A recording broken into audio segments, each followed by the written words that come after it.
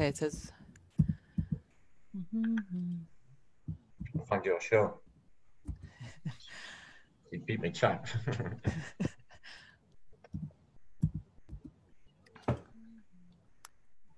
Oh, I know we're live because I just heard. It's funny, like it echoes back. All right, hey guys. Hey. So Hello. we're here today with Philip and Martin.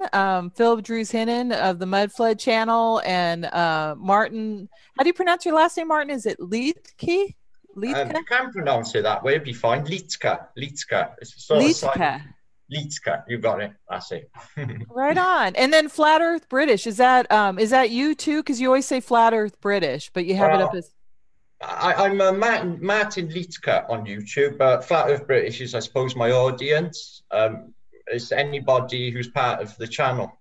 So that's everybody. So it's not me specifically, but everyone's just akin that name to me. So, oh, I see. Okay.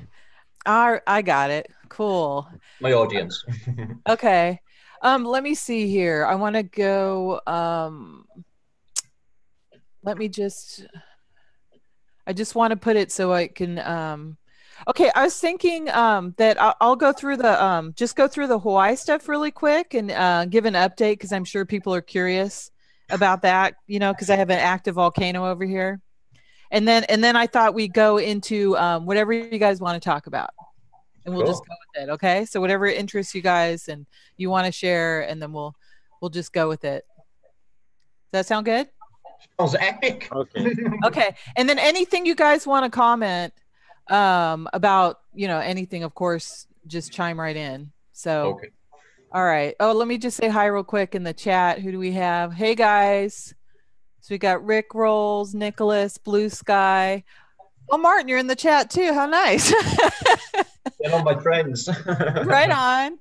Well, welcome Martin's friends and any of Philip's that come along and any of mine. It's great you guys are all hanging out with us today. So we'll try and if you guys have any questions you put in the chat, we'll try and answer those too, okay? It's kind of hard. It's kind of distracting going back and forth, but we'll try to go over there and answer those too. Okay, so I just wanted to show because I was talking about last time about the lava and stuff and how I didn't really think that the lava necessarily was real, but I'm watching these videos. These are someone went with like their drones and stuff, so these are actual like just people on the ground. They're not like the mainstream news reporting and stuff like that. These are people that live over there that went into the areas that are affected and streamed, so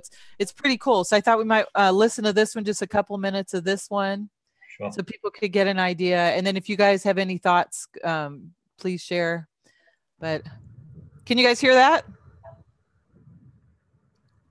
Yes. Yeah.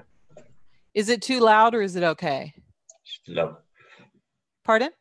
It's fine. It's low. Okay, I just want to make sure. So, okay.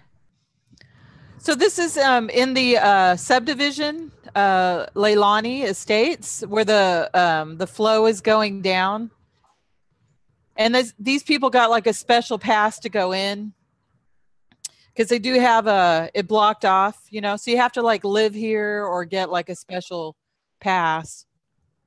Oh.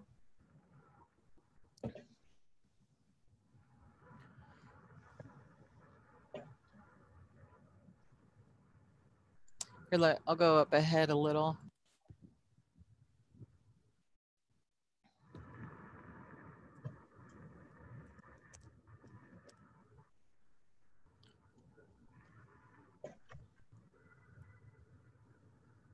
Wow. So one thing I found interesting is you hear the sound of it. It kind of reminds me of, how you hear like the trumpet sounds and stuff like that. Yeah. That they had over in Russia. Mm-hmm. Subterranean murmurings. Yeah, because it's like it's coming from underneath or out of the ether. This like trumpety sound we all been hearing. Yeah. What about it? Well, I've been hearing the hum. Here where I am in Britain, you can definitely hear this harmonic sound in the night. It drives you mental. It's just in the air. It's a a hum, a in the Oh, so, air. so you hear it just on a regular basis without Um, any volcanic activity? You since hear? childhood, since the 70s. No way. Yeah, oh yes, way. And I'm in my research, it seems Wow. it's turned up around that era as well when the reports came in. So Okay, and then over in isn't it in the Ukraine? Remember at those apartment complexes? I remember seeing video. They had that sound going off really loud. yeah, Remember same that? happening. Okay, here, let's Yeah. listen a little bit then.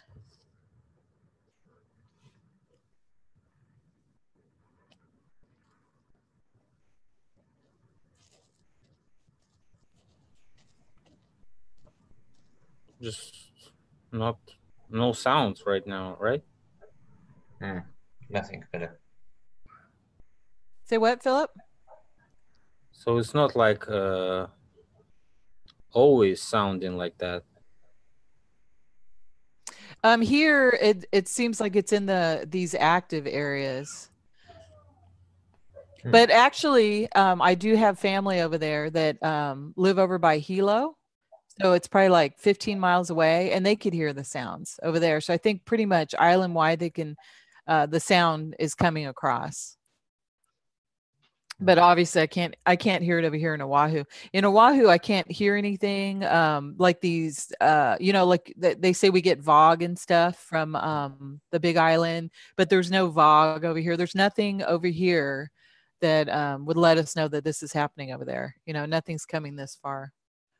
Wow. Oops. Shoot. Is the wildlife leaving the island? You know, all the stuff is dying. Let's see here. Shoot, I went to the next one. I didn't want to do that yet. All the like around the let me just go back. All the plants are dying. Look how bad it is. You could see everything's dying. And I guess this is sulfur coming out. Mm-hmm. And the people on the ground are saying that so they call them two kinds of lava, A'a and I think it's Pu'ea. And A'a is slow flowing lava, you know, so that's the kind like you saw on the road, like it's Yeah. slower than a turtle, you know, you could just hang out with it and have a picnic, you know, it's like super slow. And then Pu'a'a, I think is what they call it, is the faster, that's like that goes underground and is like the big lava flows. Right. So so what's interesting too here, let me see, go to the next video. So there's this thing called the Helena slump that people are talking about, and it's this guy talks about it.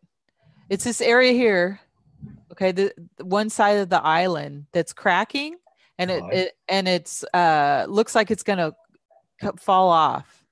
And then this could cause a tsunami. And all along this crack right here, what's interesting is they put all the geothermal wells along the crack. Yeah. So yeah. So is that something that they're like forcing it to happen? Because it's interestingly all along here are those wells. Yeah. Yeah. Interestingly, I think this could be a scenario, you know, looking into the past events. I think some of them have been participated by like explosives in fissures and opening up. You know, people's statements are loud bangs, these horns before events happen. So I keep thinking that this has helped along the way, you know. Yeah, I think it's totally helped too. So this is a current one here. Let me go. This is they went up the road. This is a more recent one. Let's see. See, there's the army stuff not letting him. They got a special pass. They got like a some kind of journalist pass, so they let them through. But let's see. Let me find it. So here, this is a recent one where they were walking up to where you could actually see the sulfur fumes and the lava in the back. Wow. So here.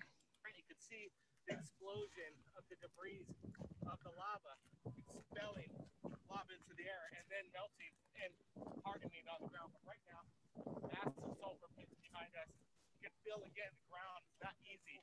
It's kind of uneasy right now. Careful up there, Pete. We hear massive explosions in the background. All right, we have it. There's lava right behind us. Watch the ground. But don't lean all Here's a lady. But it is billowing with sulfur. I went home today, was gone for 2 days, and my grass is all dead. It's devastating to see. Within 48 hours, you can notice the agriculture is basically suffocating because of the gas.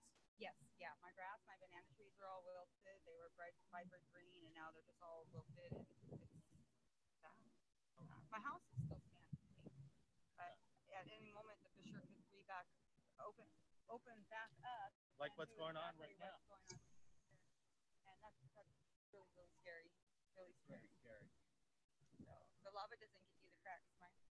Absolutely. Actually, it seems like the ground is. Did you feel any shimmering just recently? I thought we felt some. Oh, yeah. The ground shaking, and the cracks are developing. As we speak. We have an earthquake almost every 5-10 minutes.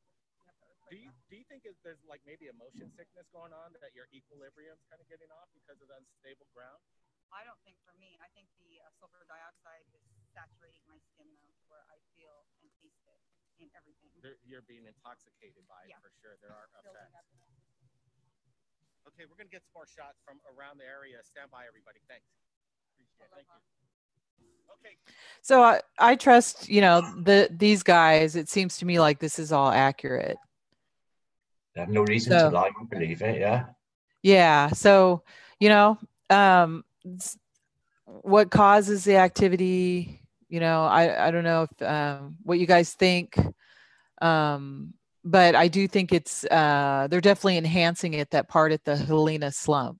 And I do think that they want to make this mega tsunami, because this mega tsunami will affect the West Coast. It'll inundate the West Coast, and they're saying like 1,000-foot tsunami, and then it'll also, it'll wrap back, and it'll hit the island. Yeah, of course. Yeah. So I'm on the north side of Oahu. So I'm in the least likely, I'll get the least of it, of the wrap. And I'm on, I have an island in between. So, but I am right by the water. I'm low. I'm right at the water. So I hope it doesn't affect my house, but it could. But I really think that they're going to do that, that they're trying to make it happen. By putting all those wells along it. It's like, what the hell? Why would you do that? It's already going, has a good chance of going in. It's like it increases the chances of it happening by what they're doing, Yeah, it's a warning sign now, definitely. Yeah, I've researched similar. Yeah, it's no coincidence that along the fissures. Well, that's really, really unnerving. Wow, you're living by there, and you were worried about the noxious gases hitting you, like the sulfuric acid when it meets the sea, apparently, isn't it? So, wow. Hope you got to and then this one here, see this one? Yeah. It has a smiley face. You guys know about the smiley face, right? I always talk about it in my decodes. Yeah. That the smiley face is a symbol of the left-hand path, right? So they show a smiley face in here. So that tells me that they are behind it, that they're doing stuff, because they put that in there. I get you. See here? Look at this. Yeah, man. I mean, is this CGI? I would think it's CGI that makes this perfect little smiley face, and they're coming around. I don't think that's that it actually looks like that. That's as bad as Pluto. Yeah. And then I actually went to the Big Island. I walked on all this stuff, and it is steep cliffs like this. So all this, where these people are, all this right here, it's the slump. All this would go into the ocean. It's a really big area. Look at it. You can see how big the area is. All this would go in the ocean. So that'll be crazy if that goes in. That's going to be crazy. But the rest of the island, it's business as usual, So if you're anywhere besides Puna side, everyone's just, you go to work, you do everything. The sulfur is more local, no one's saying like it's going over the rest of the island and affecting people or anything like that. And then, over here, I mean, people talk about it, but it's no one's like, alarmed or anything. It's more, I mean, if a tsunami happens, it's going to be a big deal. Yeah. But, yeah, look at the people on the edge. You're silly. So I don't know about this. I guess this is, real. I would love to go, and visit it, but I don't know. I don't think they'd even let us get down here anymore. This is in the Hawaii volcano park, and I don't know if it's open or not. I didn't check, but I really doubt it that they let people even go down here anymore. I very much doubt it now. Yeah. So, and then do you really want to be there when the slump decides to slide? Because who knows when it slides, right? So it's like not the place you want to be when the slump goes. Literally on it. Yeah. Yeah. Especially if you're on it, that would be not good. Skateboard. Exactly. All right. Well, here, let me just look in the chat and see if anyone has any questions about it. And if not, then we'll just we'll move on. Where's my chat? Oh, that was it. Yeah, you God, got it. I'm so all over the place here. I see Karen B then. Yeah.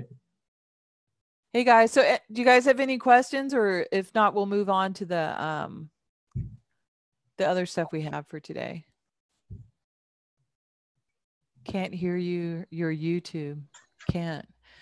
You guys could hear us, right? So can any? Well, the interview was a bit low, but I picked up every word. You would have to just, probably tune up a bit myself. Probably. Okay. I mean. For me, I have to go. I have to be. No, it was just low. The woman's audio was low anyway. Oh, the women's audio. Okay. Yeah. Okay. I could turn my thing up here though too. That helps. Okay. All right. I guess. Cool. Let's see. I don't see any questions. Okay, Philip, there's one for you. Tell more about atmospheric energy, please. So, okay. Well, who wants to go first, Martin or Philip? And anything you guys want to talk about, and I'll just chime in if there's anything that any questions. So, and who wants to go first? And you guys could share your screen if you'd like. Yeah, your shot then. Philip, get stuck in, mate. Yeah, if you want. Philip? Well, I had something about community. Okay. Okay, do you want to share your screen and we'll go with that? I'll try. Okay, I'm hitting stop share, so it should let you. Cool. Let's see. Can you see something? Yeah, it's the Zoom page. Oh, there, community. Yeah, in the future new world order, Philip. That's it. You got it there. Cool. Okay, cool. Yeah. Oh, here. Do we need a? So the future community that they're making is supposed to be made of three classes. First one is elites, which includes the planners, managers, security, and religion bosses. If you watched my video about the planners, then you know that the planners are those who are making actual plans and setting people to a manager position. And then the managers really have a communication with some council structures, and those council structures actually appoint the efforts of what the planners planned. So they also have security. Sometimes security is a country, sometimes security can be private security agencies like CIA and FBI, ANBs, which are privately managed by some forces and some players and some games. So religion is what we know as the leaders of the churches, different religions and stuff like this. And they can say about 3 to 5 and 4 to 5%. I don't know why they say like this, but this is actually what they say. So the next class is the main class. It's called Homo Cervantes. This is actually the name that one academy leader gave. He called it Homo Cervantes, like the servant Homo sapiens, which is actually a servant, and he needs these servant actions. he really wants them, and he engages in them each day, and this is routine, and he likes it. So this is the type of human, the class of humankind they make in the future, and they already on the way, almost maybe 80% done. So this is it's containing proletariat or procariat, we know it, precariat. Also, it contains farm and food production workers, which are actually mostly in the third world countries right now. But they want to erase that difference and spread farming and eco-organic farming each and everywhere. So, and the last class is outcast. They don't want to reset them totally. They want to leave some people that going to awake persons like this. They want to start riots. They want to be leaders of opposition, and they want to be controlled by the planners. And they also have some mass of unvaccinated and chipped people, and with a total amount of around 1%. So this is what they say. Also, they want to spread us and not spread us, but divide us into regions. Some regions they're going to call it democracies, and these democracies will going to be like having 40% of share and only 5 to 10% of population. And the developing regions, this is eternal development. This is not some type of goal development. It's just development, for not making those regions to become democracies as what we know right now. So this is like also enslavement of those regions and abusing them to some stupid actions that really not in their favor. So they're economic donors, and they produce 60% of share and have 95% of population. Also, they want to change some governance. They already concerned about 3 ways of governance, and they're gonna maintain this position and proceed in this way. First one is capitalism.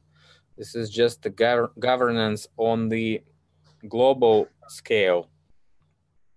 Communism is going to be implanted and implemented in societies and communities, and Nazism, what we know as Nazism, is going to be producing national questions, like the questions that we know right now as the families and clans.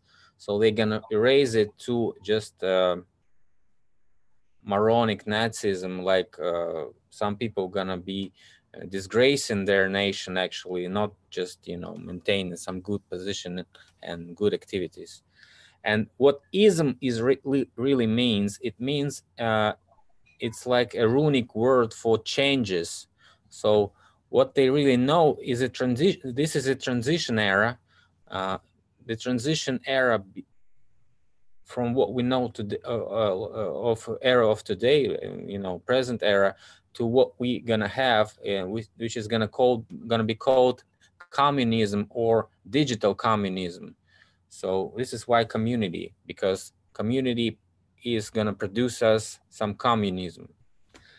But this is not communism we used to know. This is digital communism, and everyone is really attracted and controlled by the digital devices. Also, they're gonna change mental control. They're gonna be enforcing religion as a reset of mental connection to history and ancestor kind of thing, which is really gonna be breaking up after they totally erase family, which what is their main goal is to erase families and ancestor relationships. So this vertical kind of root stuff, root family stuff, is going to be totally erased. So no roots, no history, no ancestorship, only books which are edited and re-edited and re-edited, and Right now, we already don't have any books. We only have digital, and this is what they're going to be providing more digital, no paper books, and total edition of everything. So one God by different names. This is what they proceeding for centuries, and they're going to be enforcing this again, because this is the real programming of the slave type of race, of this Homo servantes.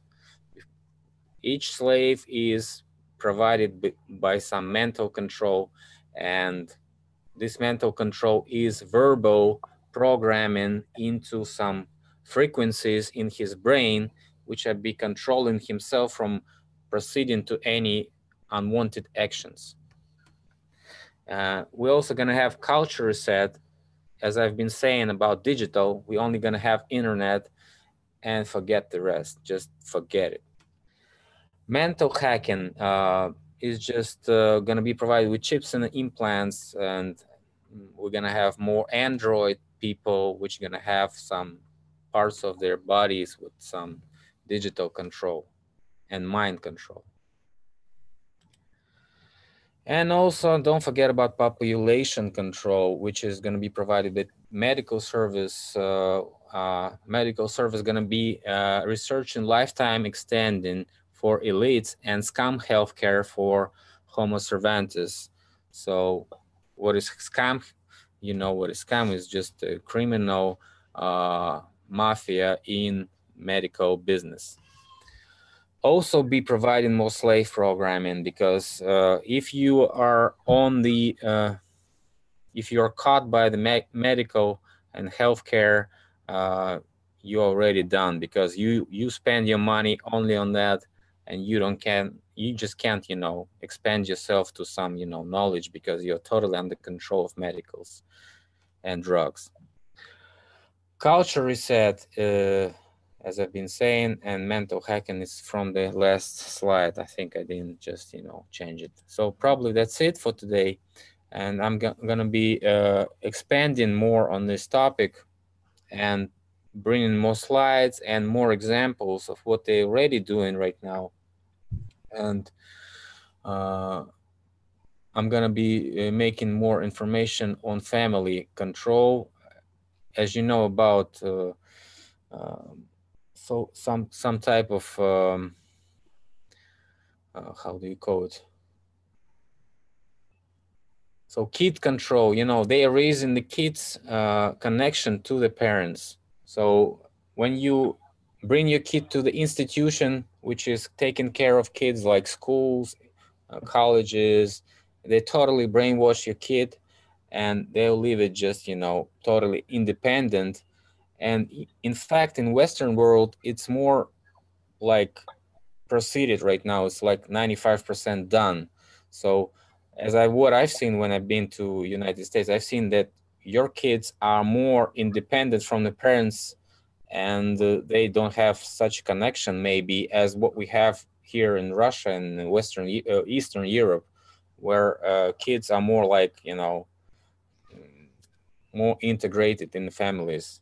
And even in Arabic and Eastern world, like Asia and stuff like this, this is more like other way. So people like more clans, more families, more family relationships, and total, you know, structure of the family is still seen there. That's why maybe Western governance doesn't like this Asian way, because you cannot just, you know, rip apart each and every family, but you still have religion there, and religion is more providing more results. That's why they enforce Islam and all this Wahhabism, Salafism, and all this stuff to control more people that are more angry, more violent. And that's why how they gather them to create some maybe attacks and, you know, armies and stuff like this. But in Western world, we see weaker church and religion, a lot weaker than we have in Islam, but we have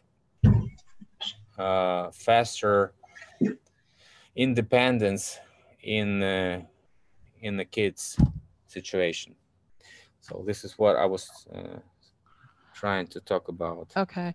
So for them to implement all this stuff, like they're doing it right now, and then it seems like the final, like the fast track will be after some events happen. Like there's the predictive programming that they want to blow up the Dome of the Rock, and then in there's a I forgot what the movie is, but they blow up like the White House, Big Ben, all like the major landmarks.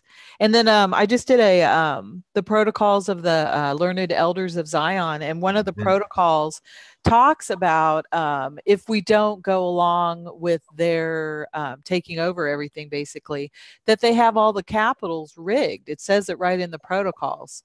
Like they're going to blow up all the capitals, that if we don't go along with it, kind of thing.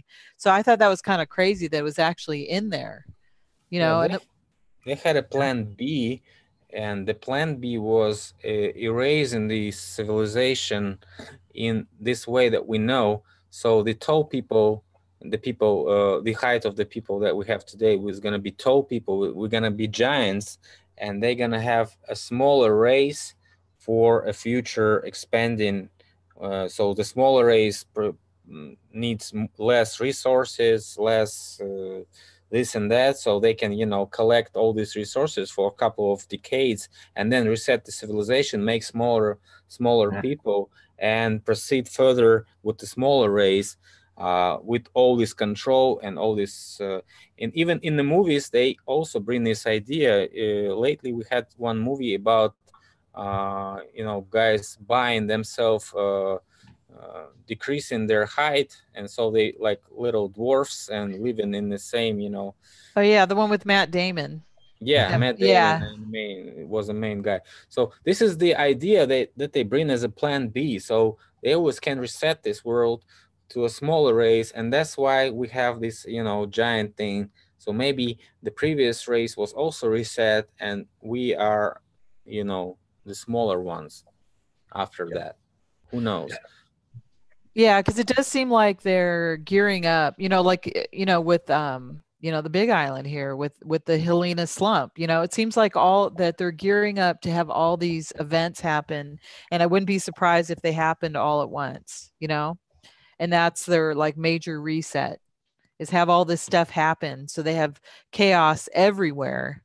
And then they're the ones, that they come in and they bring order, and then we just have to follow them, and it brings in their new world order. Yeah. What do you think about the you were saying the chips? Because that's supposed to be like if you get the chip, right, the mark of the beast. But because in our barcodes there's 666 already in our barcode, so we're actually in the beast system. We know we're in the beast system. I mean, look how awful this system is that we're in. But you think they're actually going to put like a physical chip in us also? Oh, they can do a nano chips like and implant it while giving you any pill. Or like the flu shot, right? I heard that in flu shots they could actually put a chip in there because they're so small. Any medical assistance can bring you any nano chip, even if doctors don't know about it, because they also been provided by these drugs and all this medical things, and they don't know what's inside. They just give it as a prescription as what is listed on the package, but what is really inside they don't know, because they are not the chemistry guys. They are not those who made actually those drugs. So it can be provided in each another way. So we can only guess how they're gonna implant it. In Soviet Union they gave you 2 shots of some vaccines when you just got when you have a birth, baby comes out, and they just give you two shots of some vaccines, and nobody knows what's inside. Just give it. Same here. So yeah, same knows? Over here if you can't leave the hospital without getting your kid vaccinated. They're so strict on that. They'll like they won't let you leave. I've had friends that had children, and they wouldn't let them leave the hospital until they. Yeah, I had the trouble myself. I refused a whooping cough vaccination, and they were Just the doctor blocked the door and said, "Have you ever seen a child with whooping cough?" I'm like, no, have you? No answer. But I didn't get the vaccination for my son, so I won. Right on. Yeah, my boys, they did get vaccinated because it was before I was awake. So when I found out, it really upset me, you know. It still upsets me, you know. And I've had a ton of vaccinations because I'm a military brat. So I have like a vaccination card, you know, it's like this yellow card that folds out and both sides are covered with stamps. I've had probably 30 vaccinations. So you know, So bad. yeah, so I'm hoping I'm all right, but I mean I got vaccinated up the yin yang. So But you're awake, so something's gone wrong. I know it's true. I'm hoping that it was like Yeah. you know, Yeah. all the crap, but who knows? So Well, right now, I have such a situation that one of my kids is getting consulted in the immunology service medical institution. So, and they are like, you know, saying, please vaccinate, you need vaccination. So we are right now like passing all those tests that gonna say, do we actually need one or we can, you know, live without it. So I got into this topic one more time, although I knew all this information that you probably know about vaccines, but actually some vaccines are not that bad. So if you do them correctly and, you know, if they are really what they are, you know, what is listed on them, and they don't have all those heavy metal solutions that are like preserving them, like conservants and stuff like this, conserving, you know. So if they don't have it, so probably you won't be damaged by this vaccine, but it doesn't actually give you any immunity on you know, on what is listed in this vaccine. So yeah. I think vaccinations are complete bullshit. Because you always look to nature, right?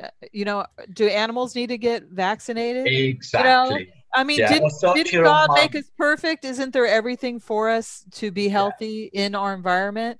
Did Yeah. God say, "Oh, I made you perfect except for these diseases. Now you got to do this extra thing invented by man," And right? the drugstore's on the corner. Yeah, it's ridiculous, you know. And then for dogs, you know, like when they're puppies, you know, I have a dog and they say, "Oh, you got to get the parvo. You got to get the parvo shot or your dog could die," right? So then you look into the parvo shot and what it is they put live parvo in your dog. So then if Is your that dog's right? yes, so then if your dog's walking around, like if you go to the park with your dog, It's right? Parvo. It's shedding parvo, and parvo takes like I think it says 2 years to die or whatever. So you're putting live parvo into the environment. So another dog comes up, right, and poops there or whatever, and then that dog could get parvo. So they're basically perpetuating parvo by It's a good giving parvo circle of money. shots. Yeah. Wow. Yeah, it's like it's ridiculous, you know. It's better just to keep your puppy home with no shots until he's you know, big enough where you know he's strong enough so he could fight off any viruses and stuff, you know, just like a baby, you know. I do anyway. I've got a rabbit laying across my foot now. I can't move and I got cramp, but I don't want to move because he's comfortable and he's looking up at me and listening to the show. So I'm leaving him be. It's so cute you have a rabbit. I know I've been watching It's your a house rabbit, but he's like 9-year-old and super intelligent. So I'm just leaving him to it. That's cute. Yeah. But so Philip, what do you think? What's your opinion on what we should do? Because I saw we're the outcasts and we're very small. So what are you thinking? You have an idea for us? they need us to steam, so we like, you know, releasing the steam for society. So if it boils, they need outcasts to release this steam. So you're right. They do. They need that. And that's how they can, you know, actually count those who are against them, who are opposing. So this is opposition control. This is the way to control, to create the opposition and to totally keep them under surveillance in digital, you know, in every area. So what they're gonna give this community is a virtual reality world, when the people actually gonna play some type of games, and they're gonna be happy to serve, you know.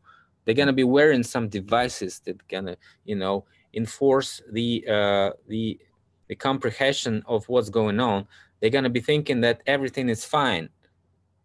Yeah. And those devices are basically were representing to us as the guys without the glasses, you know, in that movie They Live, when all this community were not wearing those glasses, and only a couple of guys were wearing glasses and seeing what's actually going on. So this is the idea of what they're gonna do is they're gonna be putting us some glasses on, or maybe some devices, and we are gonna be you know, serving them and be happy with this, just eternally happy, and you know, nothing's gonna bother us.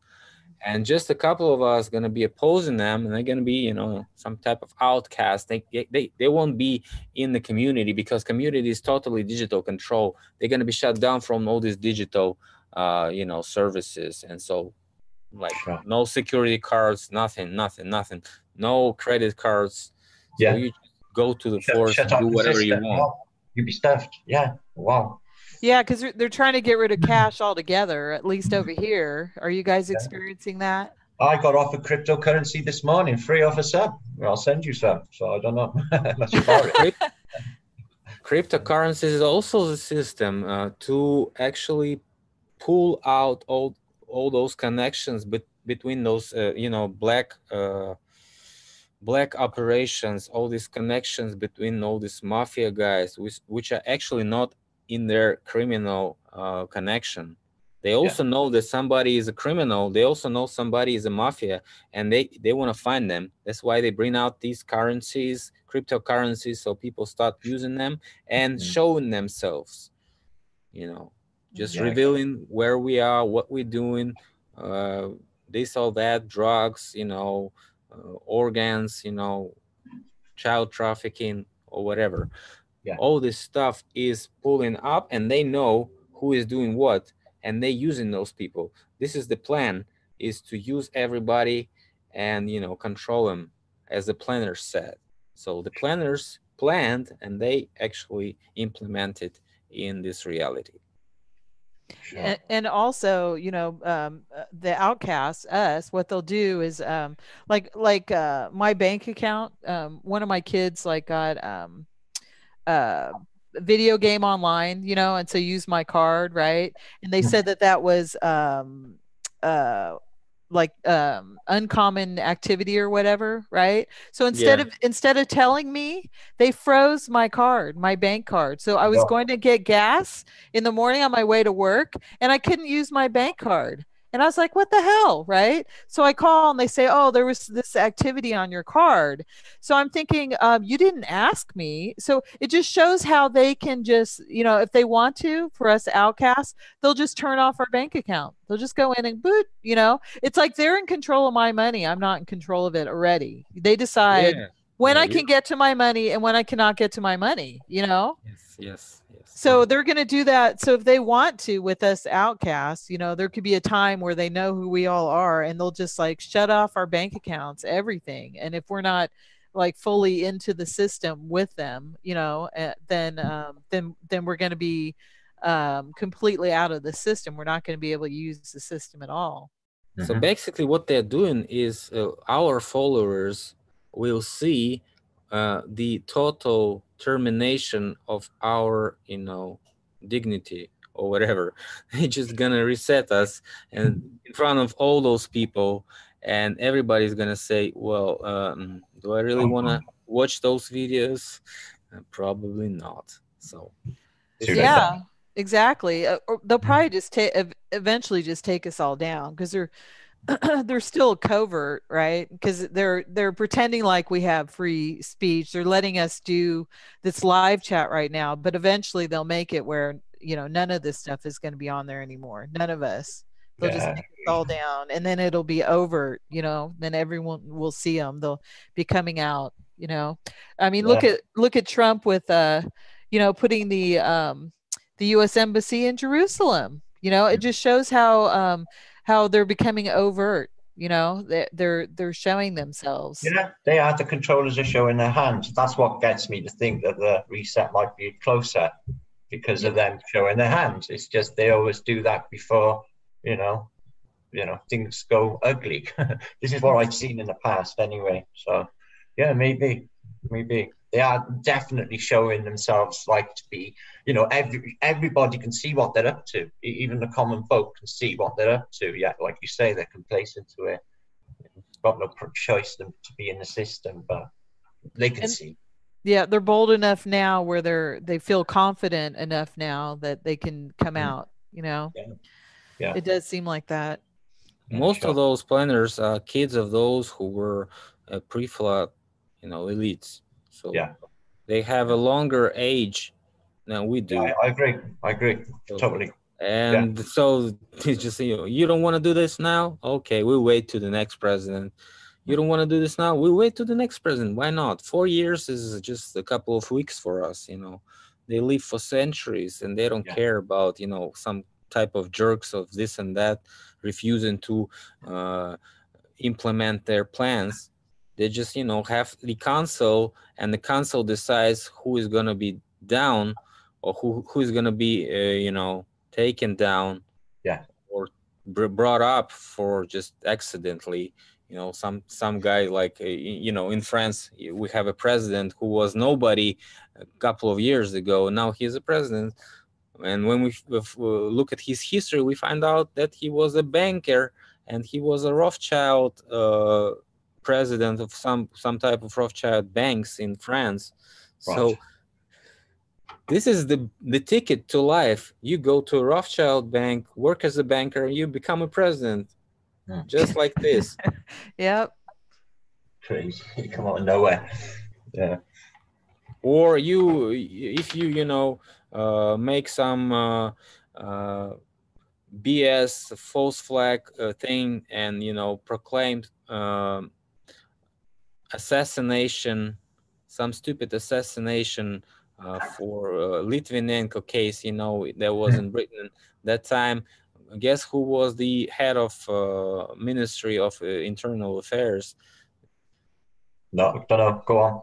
May was the head of that thing. Oh yeah, of course she was. Yeah. Oh yeah. Well, yeah. And she was actually bringing this case into the court, and she was doing this and that just to make it top secret case, and nothing was out to the press and to the media. They just proclaimed that Russia was guilty of this thing, and that's what she does right now with the Skripal case, where she says like it was a military gas. And as what I know about the military gas, if you have a military gas poisoning, you're dead. Yeah, no way. No. The whole city will be dead. It's totally crazy.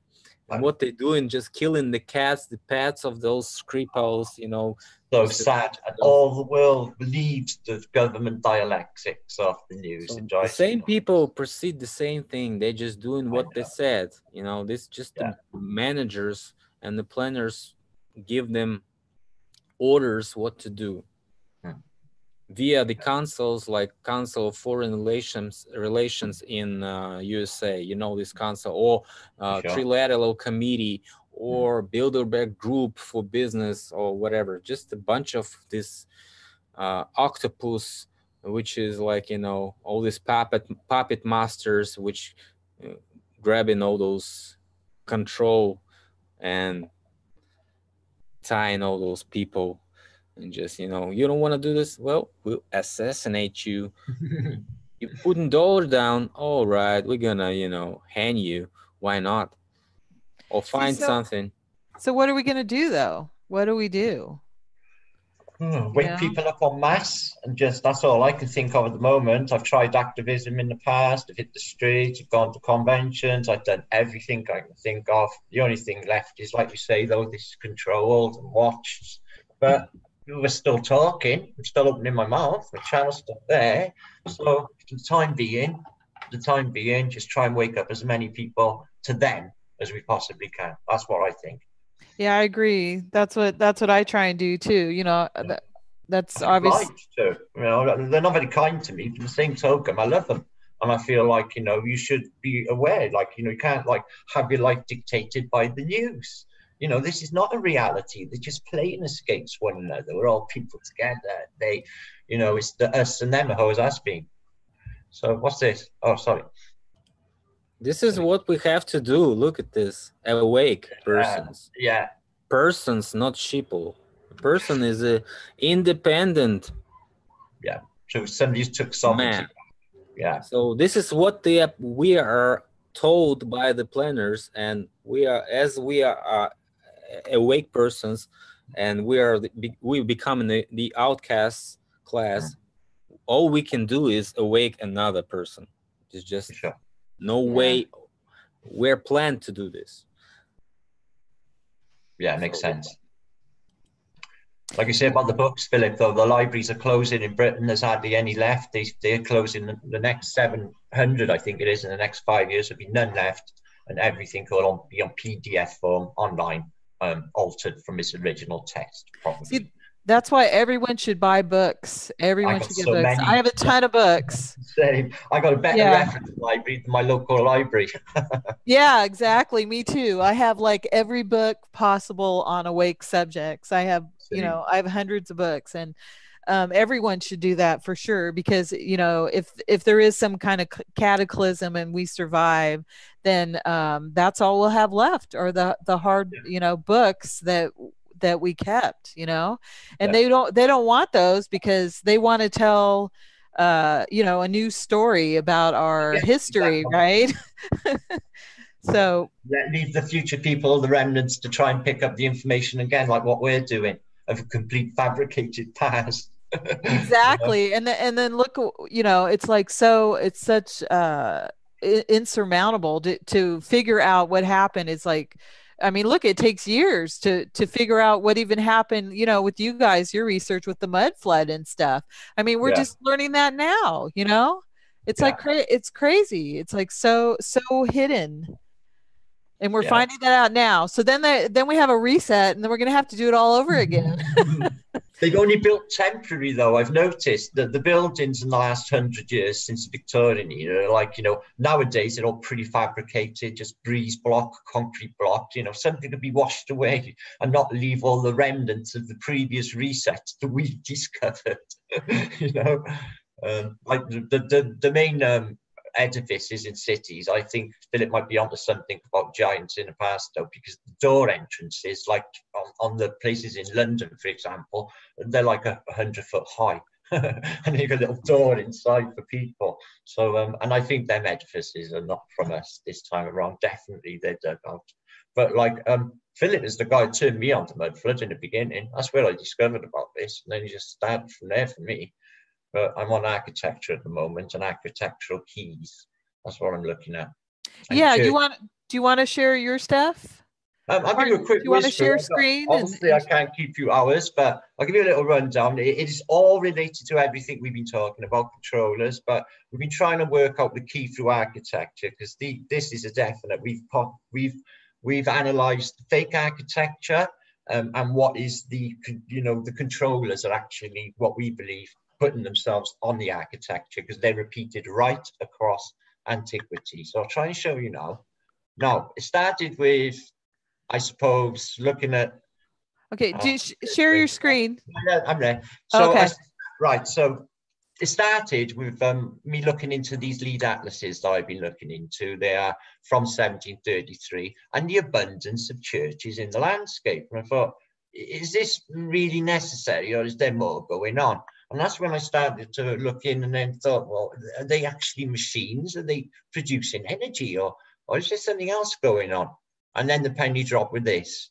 Well, obviously I'm a flat earther, so I'm into photography, and I take photographs of stars. Stars are showing cymatic patterns, you know, about a cymatic pattern, a vibration or a wave function blown through, say, sand at a certain frequency, say 432, will give you a specific frequency, like 432 frequency. Churches have all got the same. On the front of them, not all, but a lot of these older church machines, which I call now church machines, I've got these blowholes. So they all got somatic patterns. So sort of wondering then whether or not these churches were actually pulling up energy from the ground or out in the ether into the domes, or even collecting energy through you know, very, very high masts in the air, through, excuse me, I don't want that, through the high amount of electrostatic charge that's up in the air. So the key, what we'll be looking into, is through the architecture. Now, I believe this to be an original. These will be repeated all over antiquity, as far back as, say, late 1500s. You'll see them in texts. This has been altered, but they're sort of custodians of this round portal window, okay? Now, you'll see it in a minute. I'll show you. These are all bricked up later on, okay? And these flowing garlands. So what we sort of worked out, or what we think is going on, is where the dome is on architecture, okay? So they will always show you the dome. All of it is flat earth related. And then we think this here is above the dome, another plateau, or what we call the sky people, where these very muscular giant people were really nice, really intelligent, come down and sort of maybe mingle with our civilization. I think these are their children. I think it's all based on music. You see the horns here. And I believe these garlands all flowing down. Maybe when they talked about windows in the firmament, maybe they were opened, maybe all this goodness at some time. It's a sort of idea. All flow down, but the architecture takes a turn for the worse. Somebody's replaced it all on churches with gargoyles. I'll show you in a minute. Now, I believe these to be from the place above the plane, maybe the controllers. What they will look into Greco-Romano architecture, these show up, but she's very masculine in the face. They got a particular look you can recognize. You can definitely recognize, okay? Now, the plaques. You get these plaques all over London, my city, Cardiff, all over Britain, and I believe all over the major cities of Europe. They are blank. They've removed something. They've removed something from all of these plaques all over antiquity. Who was in there? Who was in these? And these are all the major edifices that myself and Philip possibly believe been dug out the mud at some stage, okay? What do you think they removed, Martin? What do you think it was there? Well, there it is again. You see that up there on the top? You can see this plaque. Well, it's been removed. It's been scratched off. It's this stone, so it's easily done with a chisel or a French drag. You can just smooth it off. All the plaques are bare. So is this the controllers, maybe reset? Maybe they're definitely hiding something, aren't they? And this is all over cities. I've noticed the same myself in my own city. I've started to take a series of photographs. Now, these people, right? Now we started to wonder, well, we know what's on this plane. We're sort of juggling what's above the plane, above this dome. These people looking down on us, like, you know, from Zeus on Mount Olympus, looking from on high, you know, looking down on us. So we sort of juggled the idea, what's below? Well, what you find below is a reference to the boat, and then, not in this picture, it's not a good depiction, but mermaids. So we were juggling, maybe, could it be that there are mermaids below? Because a lady from Ireland came to me with a story this morning from Ireland saying that there was a boat wreck, a shipwreck. A 10-year-old girl survived. She was saved by mermaids, dropped off in Scotland, but all the information to it is dropped off the internet. Now, so I'm just, this is stuff we're just juggling with. Now, that's just an idea, just checking out there. Now, church machines. Now, we're juggling with what could have caused mud flood events. You know, we think there was a couple, that one in the 1800s sometime, but this major one has buried everything really deep. So we're wondering whether this mechanism could have gone askew, maybe gone wrong. If you imagine, if you had a giant vibrational sound through the landscape, would it bubble it up? Well, I've seen this experiment. The landscape surely bubbles up. So towers are never connected really to church buildings. They're always next to them, always separate, always with these holes, blowholes in antiquity. That's what you'll find. Houses of Westminster, London. So what is it exactly? What are all these pointy things, and why all the aerials, and what is this part here? Well, we believe because they're all empty and they're all made from this, like, I seen it on Philip's channel, actually. Philip, do you remember when this guy's tapping pillars in India, I believe it was, and they're giving off a vibration, a sound, playing music through pillars? So we think something like that's going on. But this building is in Chesterfield in England, and the official story is insane, but for some reason, the spire is completely skewed. So I've only just put that up in the last day or two. And there's many of these skewed spires. This is in Tintagel. I'm sorry, it's a small image, but it's half buried in mud as well. That's on the Cornish coast in England. And the towers, they get ever higher and ever higher. You can see this one's just been built on and gone higher and higher. And then you get the pyramids, all part of this energy gathering device, which people thought were churches. They've been taken over later. They got covered in gargoyles. And they say, well, you've got to come in this place to worship God. If I can worship him in the house, thank you very much. That's you right now. You don't need to come in here and have a load of rules dictated to me and could turn into a control center. But yeah, they're energy gathering places, like Philip was saying with the march, at that they had the other day. With all the soldiers, it's like an energy gathering place. That's why they have them go in the churches, to gather their energy. I believe that there is an energy, and I believe the organ, because of the way that our organs in our body, eternal organs, they feed our blood vessels, everything. Well, the main thing in a church is an organ. So what does it do? It gives off sound. Well, amp that up, because I've seen an organ in Hereford Cathedral when I went to visit the Mapper Monday, the oldest flat earth map in existence. And this organ vibrated my insides. It was like going to a loud music festival. This was uncannily loud. It was like, whoa. So I believe that the whole structure is part of it. I've got images only passed to me yesterday of how deep these medieval cathedrals and churches actually go. It's phenomenal. They're very, very deep, and they got catacombs, as you know, most of them. So imagine all this fluting, drawing all the energy up into what we believe was just a decorative ceiling. But now think of the tree as well being part of it. We believe that the tree, or the way that whatever the tree is part of the idea of how this worked, or how they thought it worked, based on sound and the natural phenomena of water, air, and that's what I believe is going on in churches. You can see, once you see it, the mechanism, they've blocked each port off with gargoyles later on, as you can see their later editions when you visit these churches, to stop the flow of energy being pulled up through the ground or out of the ether. Yeah, so it seems like they're inversing it, that they're making the energy go into the ground, go down. Yeah, before it went up with the huge trees, that it was all in the air and for us to use, and it seems like they're doing the opposite now. Do you think they introduced diseases like Dutch elm disease to like kill trees off so they don't grow too big?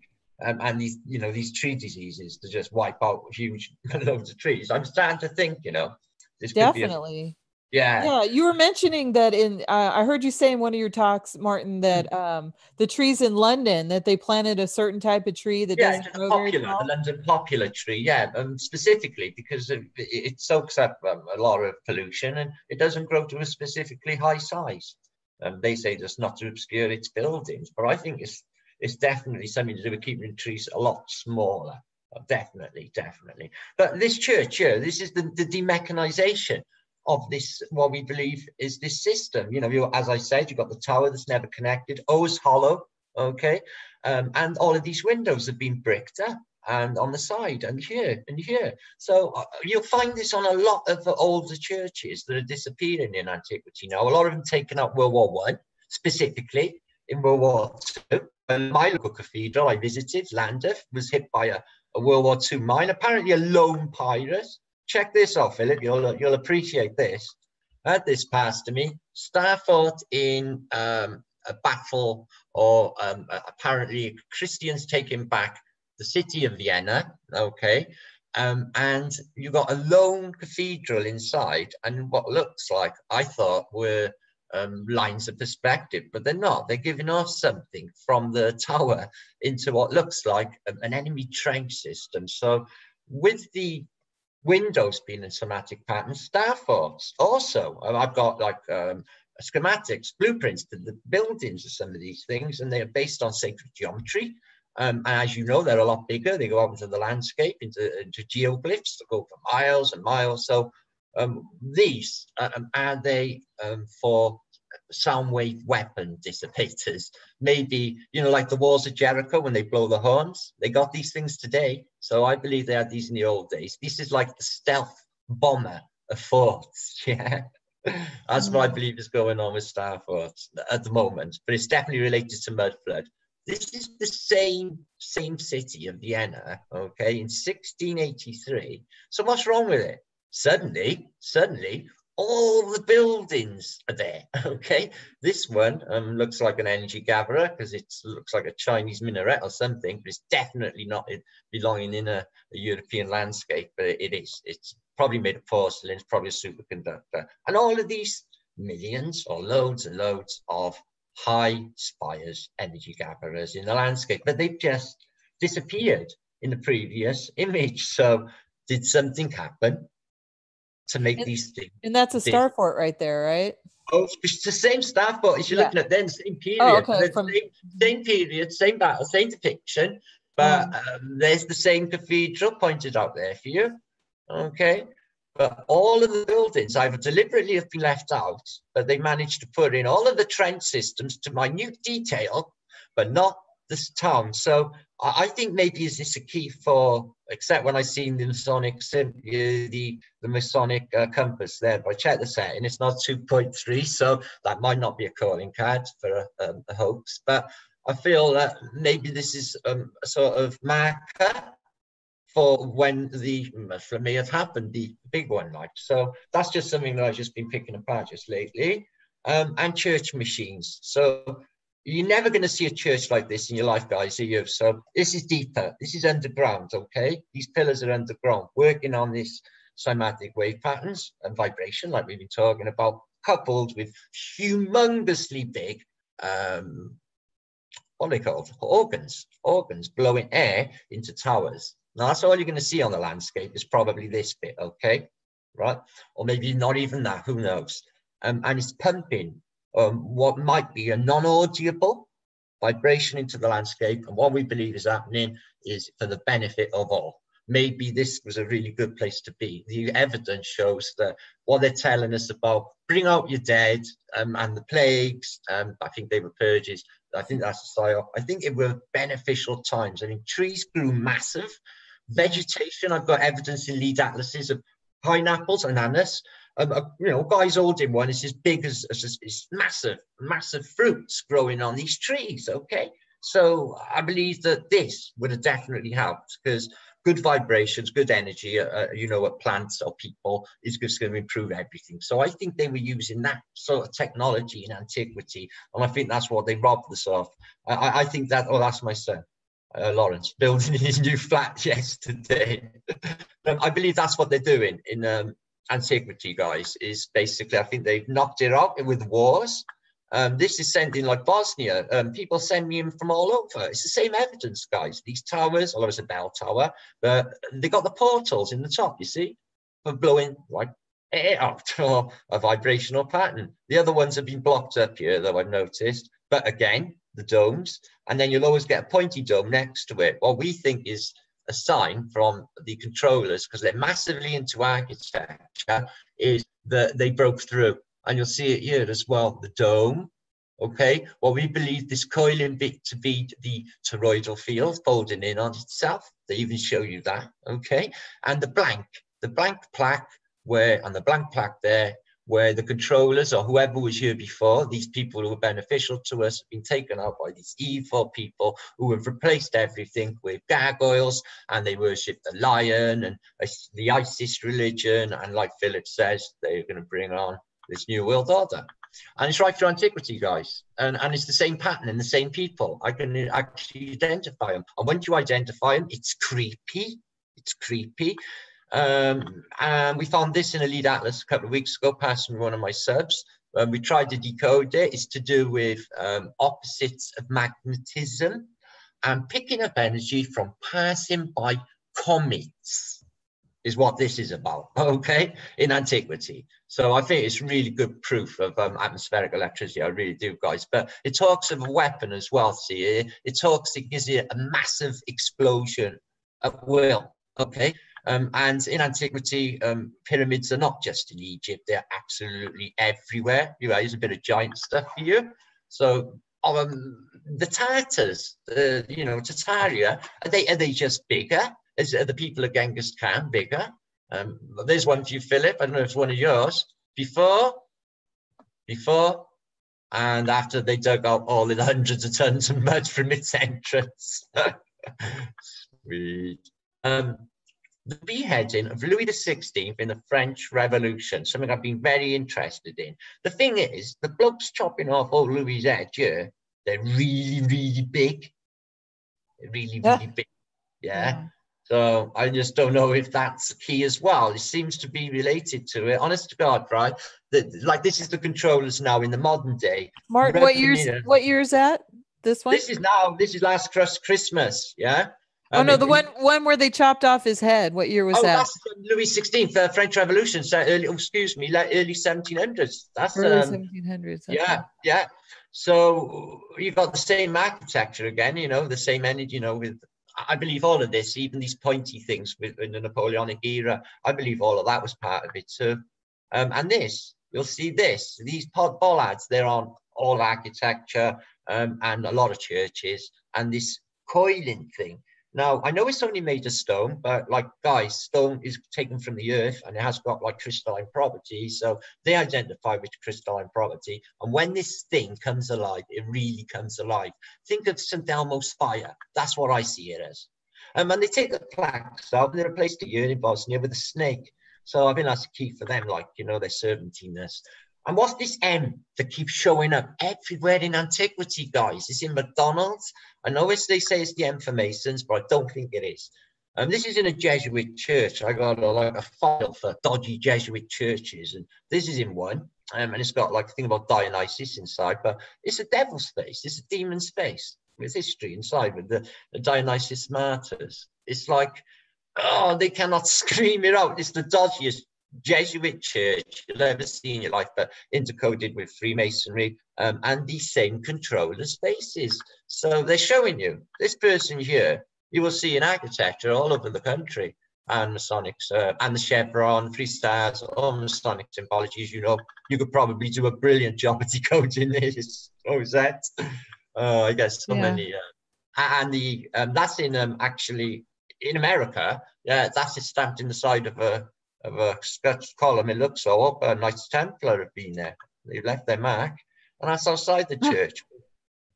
Up it goes, coils, and these things, these pointy things. I know it's a statue, but and the balls as well. You see these giant balls on top. I think they're part of it too.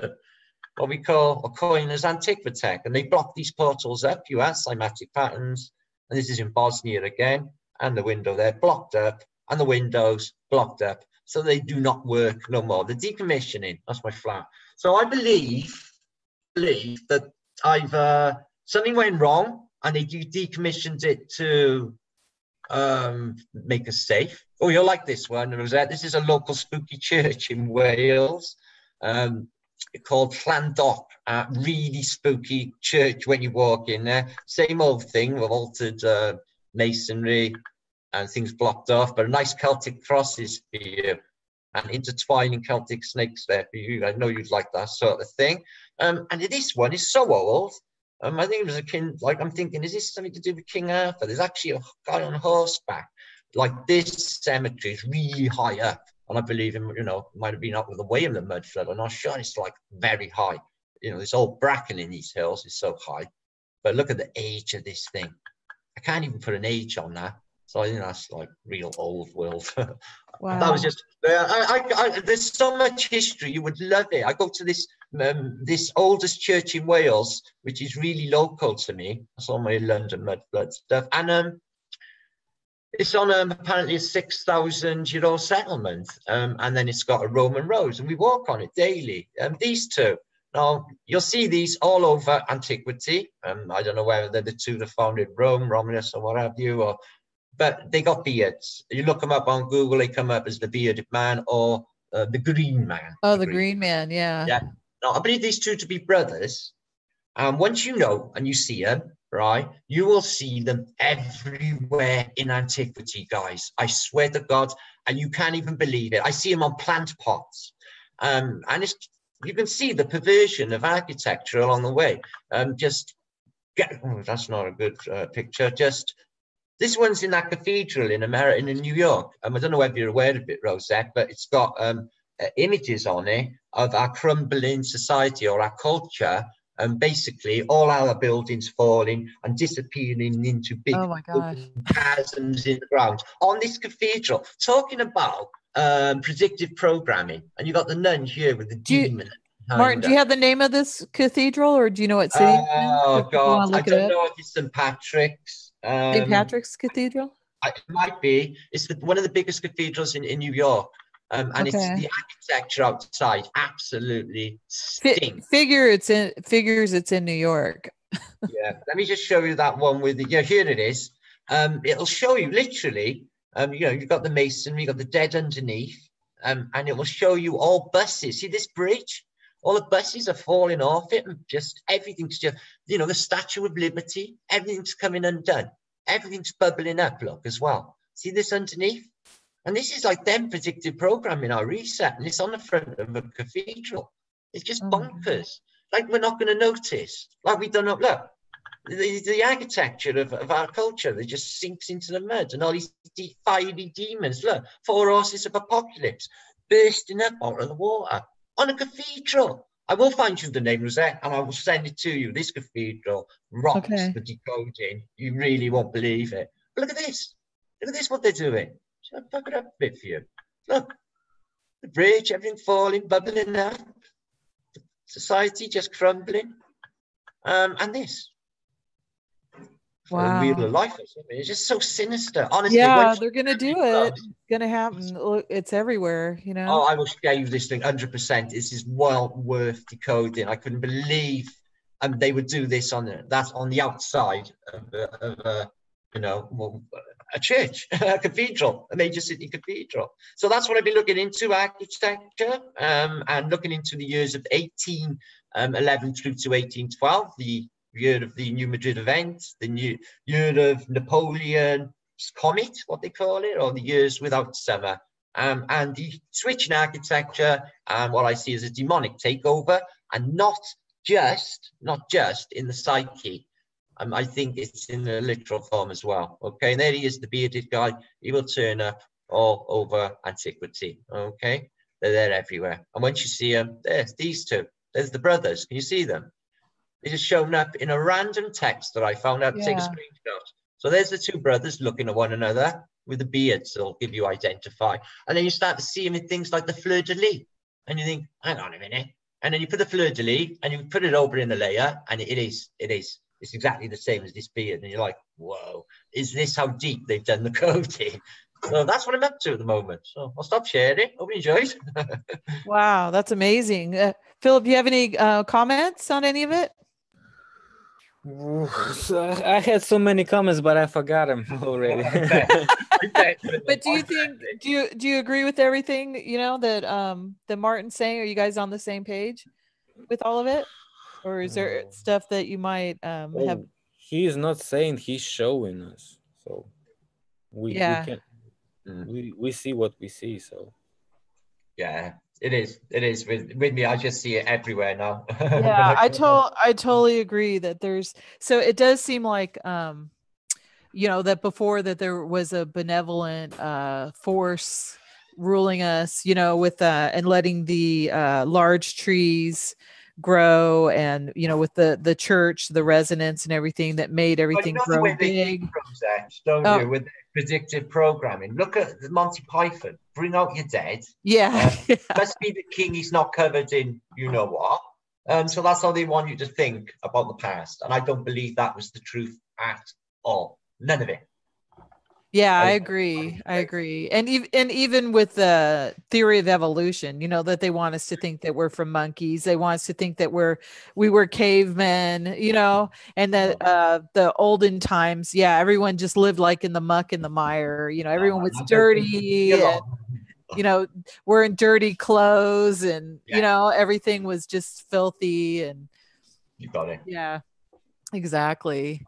Yeah, it's crazy the time we're in. It seems like you know, I wouldn't be surprised. Like so the programming like the stuff I see like in you know, in Blade Runner, I mentioned this before, but Blade Runner 20 yeah, they mentioned 2022 that there's going to be an event, you know, like a 10-day blackout basically and that's when or Blade Runner 2049 and they talk about 2022 in it. So just you know 4 years from now like but I think it's going to have stuff's going to happen before then. It does seem like that. You know, they're so gearing up to do things that I wouldn't be Just feel surprised. it, can't you? You can just feel it. And as the flat Yeah. earth wake up more and more, they seem to respond with more rubbish and the way that the mainstream as well is just changing its tact. It's just incredible to watch. In 3 years, the clampdowns, wow, it's just been mind blowing. Yeah. So if all the stuff if all the stuff happens, say that the Helena slump goes, say that they blow stuff up or release, you know, some kind of mud flood or whatever they do, and then we survive, you know, then we're all going to be not do you think that they're going to have be able to have any kind of digital connection after the event, or you think everything's just going to be completely wiped out and we're just all on our own in our little areas, whoever survives? Good question. I think the EMP is a scam. I don't think that can shut off everything and knock us back to the Stone Age. I don't think that at all. Oh, you think Yeah, that's a scam that they can't that the EMP that they yeah, can't do that? yeah, and I think the Carrington event as well. I think that's a psyop because the limited information on it and the jumps. It doesn't even appear in the newspaper to the 20s. So 50 years after the event. So I think it's safe to presume that is rubbish. So Yeah. that's just me.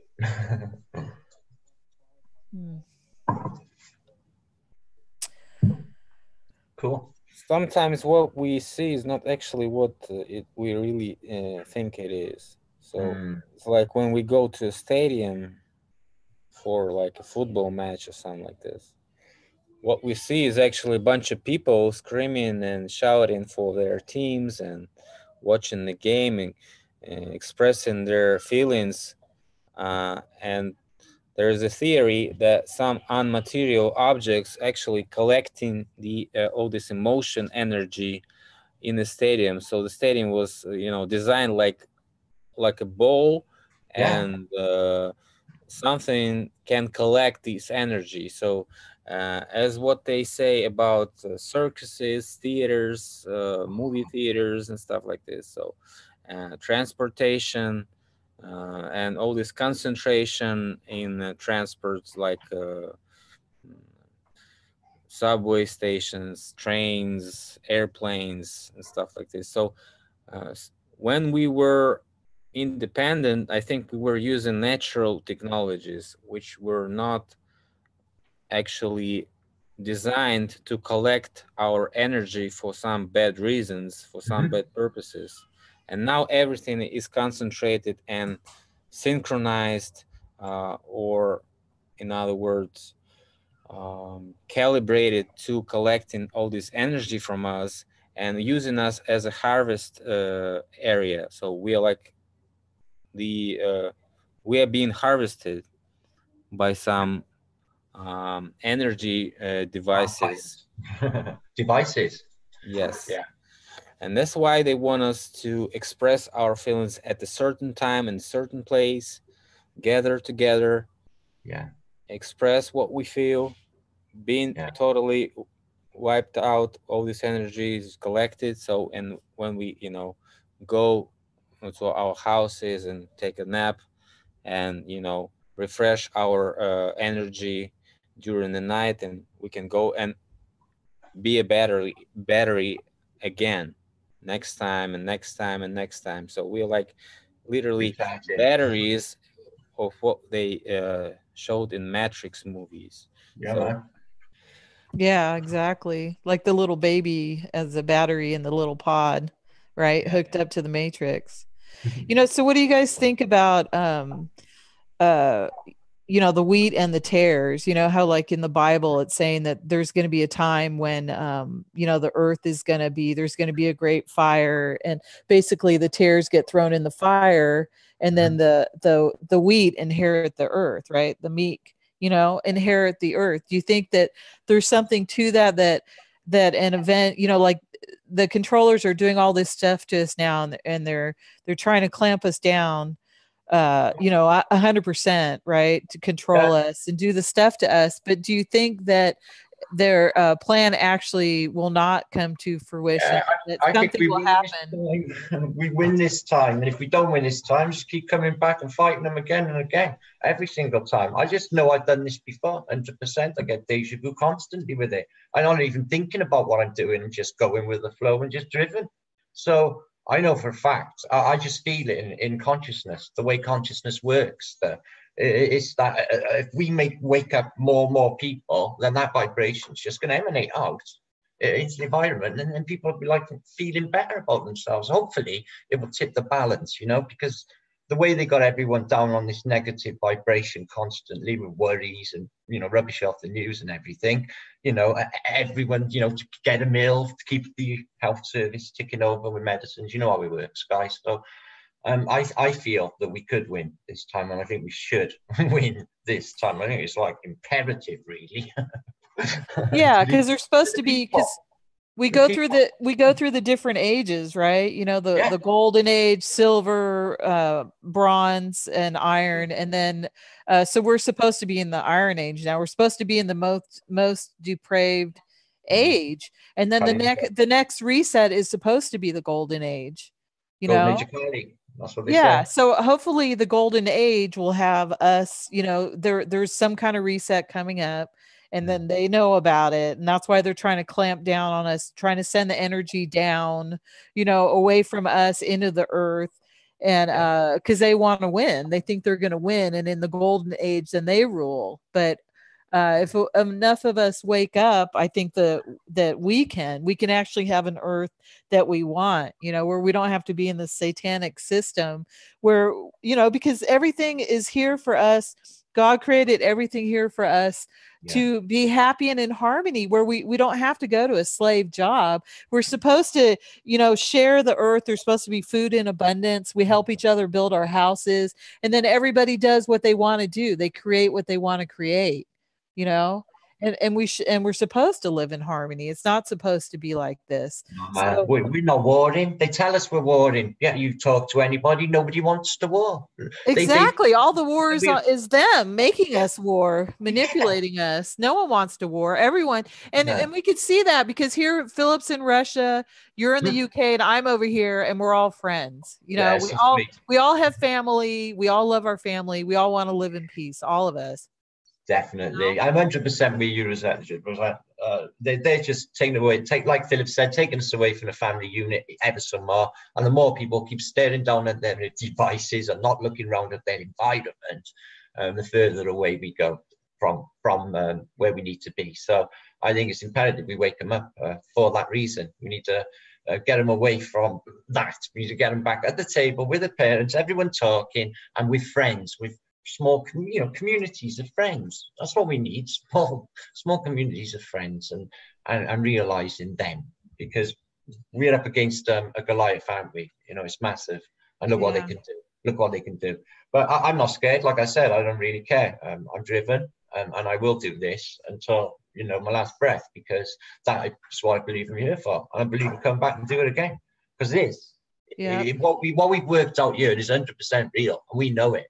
But I feel it's still the tip of the iceberg, see? And not just flat earth and mud flood and antiquity. I'm talking this spirit, the whole spiritual thing, guys. I don't think we're living in anything like we think we're living in. So I think that this is the threshold. I think we should push it, the tipping point. But the movement that I'm in at the moment, the flat Earth movement, is very precarious at times. Looking in from an outside perspective, it's a wreck. So that's a problem. So this side of it is excellent.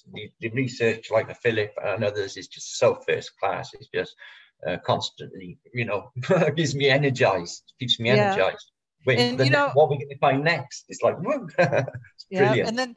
And all the people, you guys in the chat, you guys are all a part of this too. Everybody, we're all awake, and so whoever of us survives whatever is coming, we're all the ones that are going to have to help the people that aren't awake, because they're going to be freaking out. So everybody listening, we're all part of this.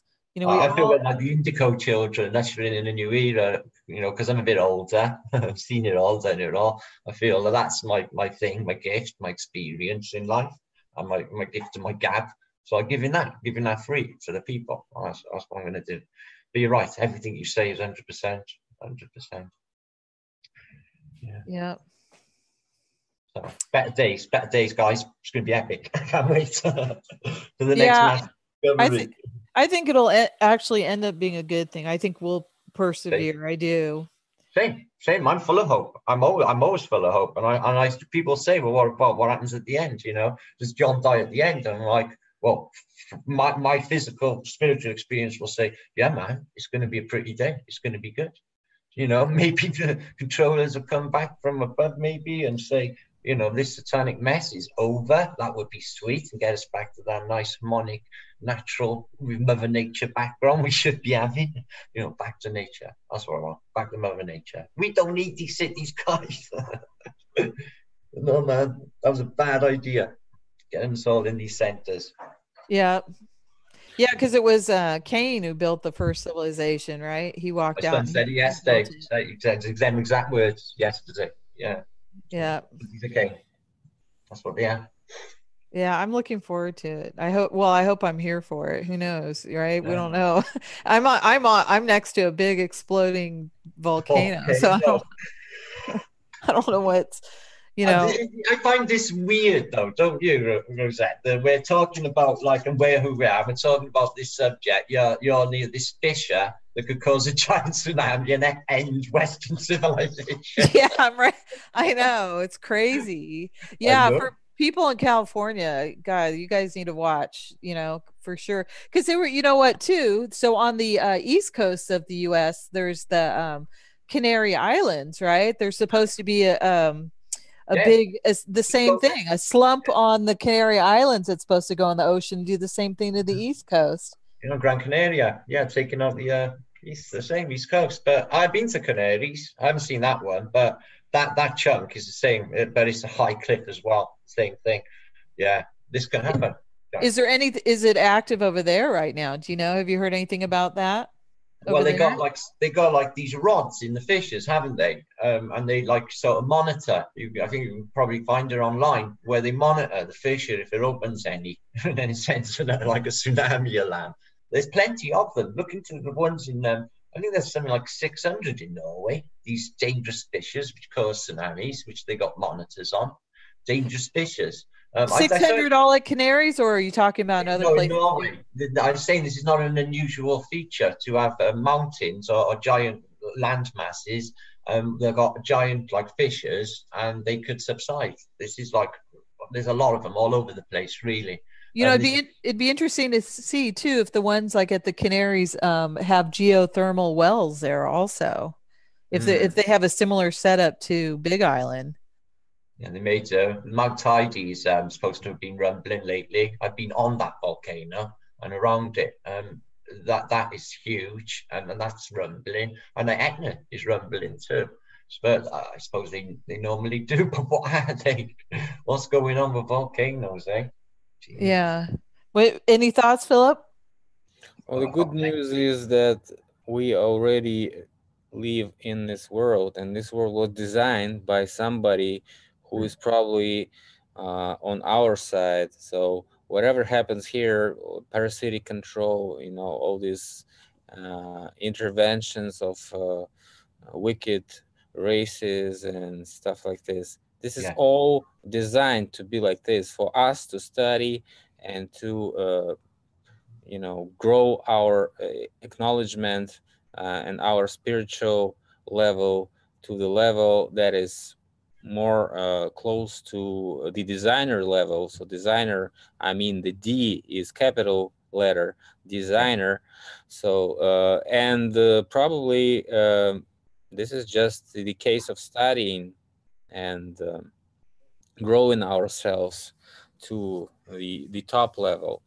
So probably this is what it's representing us when we see these signs and all this illumination on the top, where we all see an eye is always watching, and it's the eye of the designer of this world. So it's like representing us that we are under control, and don't worry, this is designed to be like this. You have to just, you know, face it and pass this test. Yeah. Find out the truth. Find out the truth, guys, and you know, don't believe all this parasitic. And parasitic knows that if they, you know, don't obey these design rules, they also can be terminated by some force that is stronger. There's always a bigger fish, as what they said in Star Wars in part number 1. So if you mess around somewhere, there's always a bigger guy that's gonna come and kick your ass. And Yeah, So- it's like they do have a role, right? They are the good guys and the bad guys. We do live in a duality, so they are playing their part. But yes, of course, just like since we do have free will here, they get to choose what part they play. So if they choose to be the bad guys, then they're gonna suffer the consequences of the bad guys. well, they don't hide themselves, and this is generous for them. So they show us really the path of what they do.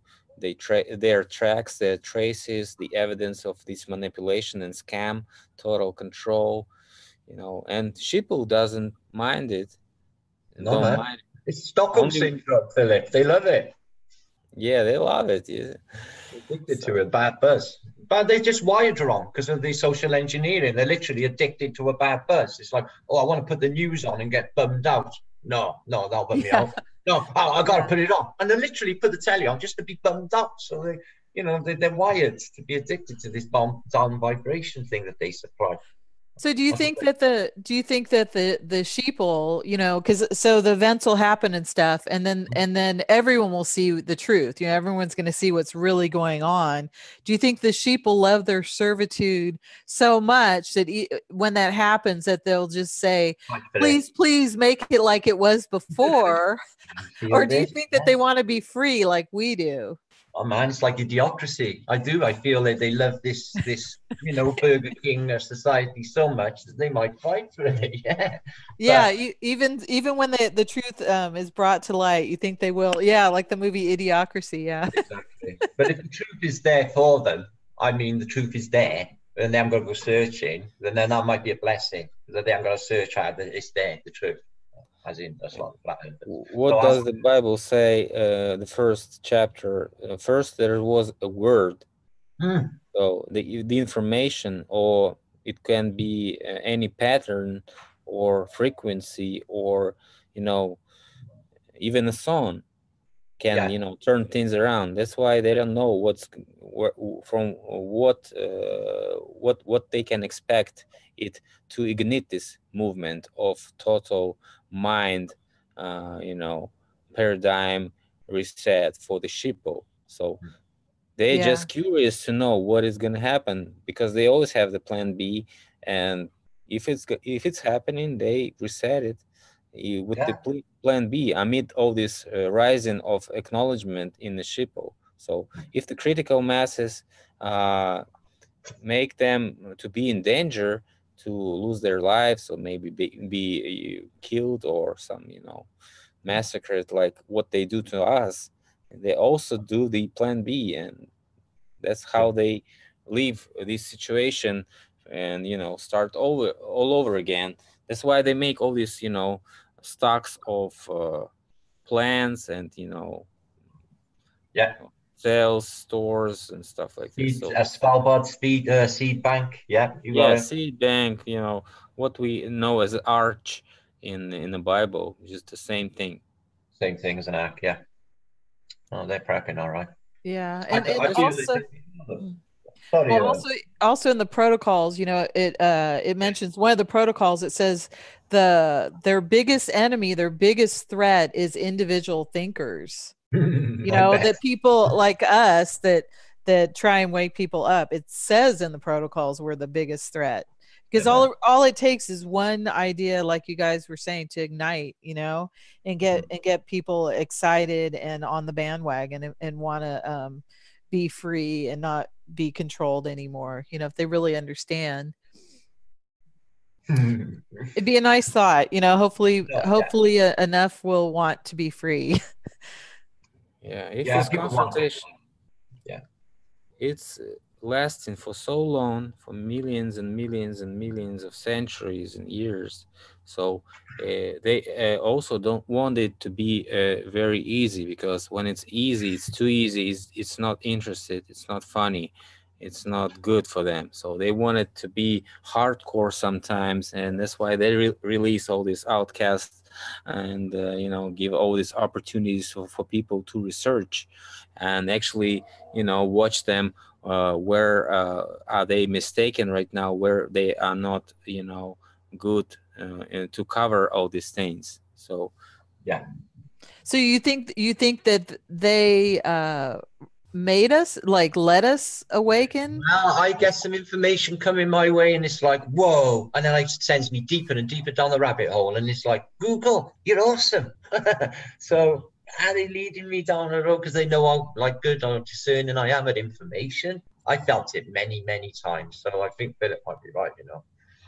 Yeah, I think the force of good is awakening us, and that they're trying to clamp down on it. Like how flat Earth came in 2015. It just came. It was like from nowhere, right? And then 2015 was like bam. It was like the year of flat Earth, and it just went viral. Yeah, just like good side lets the bad side take in charge. The bad side lets the good side take in charge. So this is just the way it goes. It's yin-yang situation where nobody knows who's gonna win. This is the interest, actually. Easy, though. Spiritual warfare is not easy for it. Nobody wants to win the game with the big results, big win. So everyone wants to compete. This is the way of life, I suppose. Yeah, you're right. So that's why our cell is maybe controlled by parasites, and maybe right close to us we have another cell where the fight is really going on, and maybe in a couple of weeks they're gonna pass the fight and totally erase all these parasites there and come to us. Who knows? Cool.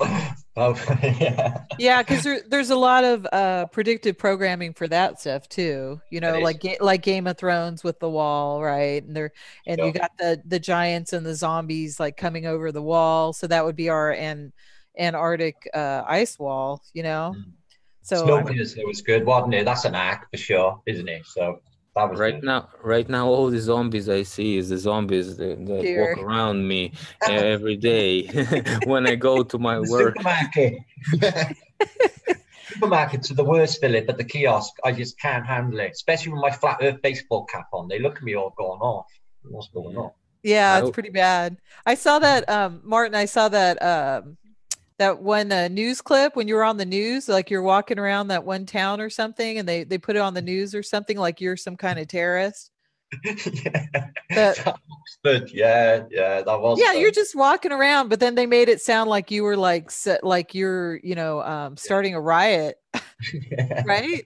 I mean, what was that? I saw that one. I was going, what the hell? That was me being trolled. That was by one of my ex-favorite trolls. Used to make videos about me. It was like a fake BBC newscast. It was, but when you Google it and you look, it's there. It's still on there now. It's still active, but it won't go away. But yeah, it's me. Like I hassled a priest and asked him, like, do you believe? You believe in the Bible, don't you? He's like, yeah. It's like, so it says there's firmament in the Bible. So do you believe there's a firmament? Like, yeah. So it's like, cool. So I got that out of him. So that was on film and a few other things. But I suppose it was me with about 20 or 30 flat earthers going through the town. And they were not behaved. I was behaved. But yeah, it wasn't real. It wasn't really on the news. Oh, it wasn't really? Okay. So I couldn't make the news. I went to the Flat Earthers International Convention. I was a presenter back 2 weeks ago. But 3 of the people I was presenting with were on this morning with Horny Willoughby and Philip Schofield on the Breakfast Telly, so on BBC. So I'm glad I didn't make that anyway, because I would not have been, they wouldn't have not wanted me on television, I don't think, because I tell the truth. Yeah, if you were on, then they probably would skew it somehow. They'd edit it or people were pushing models. I don't push models, see, Rosette, because I can't, because I don't know what we're living in. I can't know our environment until it's full exploration. I'm just going to go with, I know it's flat and I know it's static, and that's it at the moment. Yeah. And that's why I'm going to, that's why I moved away from, flat Earth research. I posted board in NASA.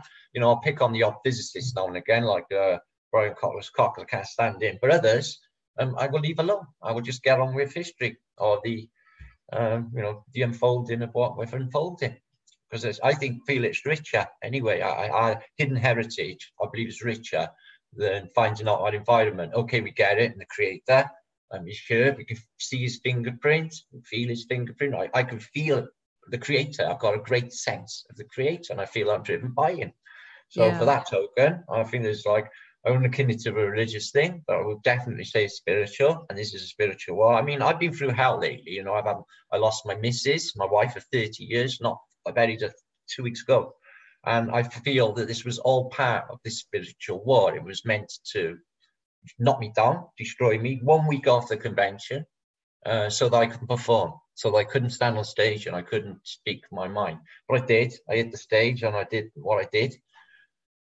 Maybe it'll be posted on the internet one day, I'm not sure. But it was really quite good. But I blasted the truths about mud blood and antiquitech, as in atmospheric electricity. But that's not really going with the fold of flat Earth. See, it was all about models, as in Pac-Man models or heliocentrism, which I don't go with at all because I'm a flat earther, obviously.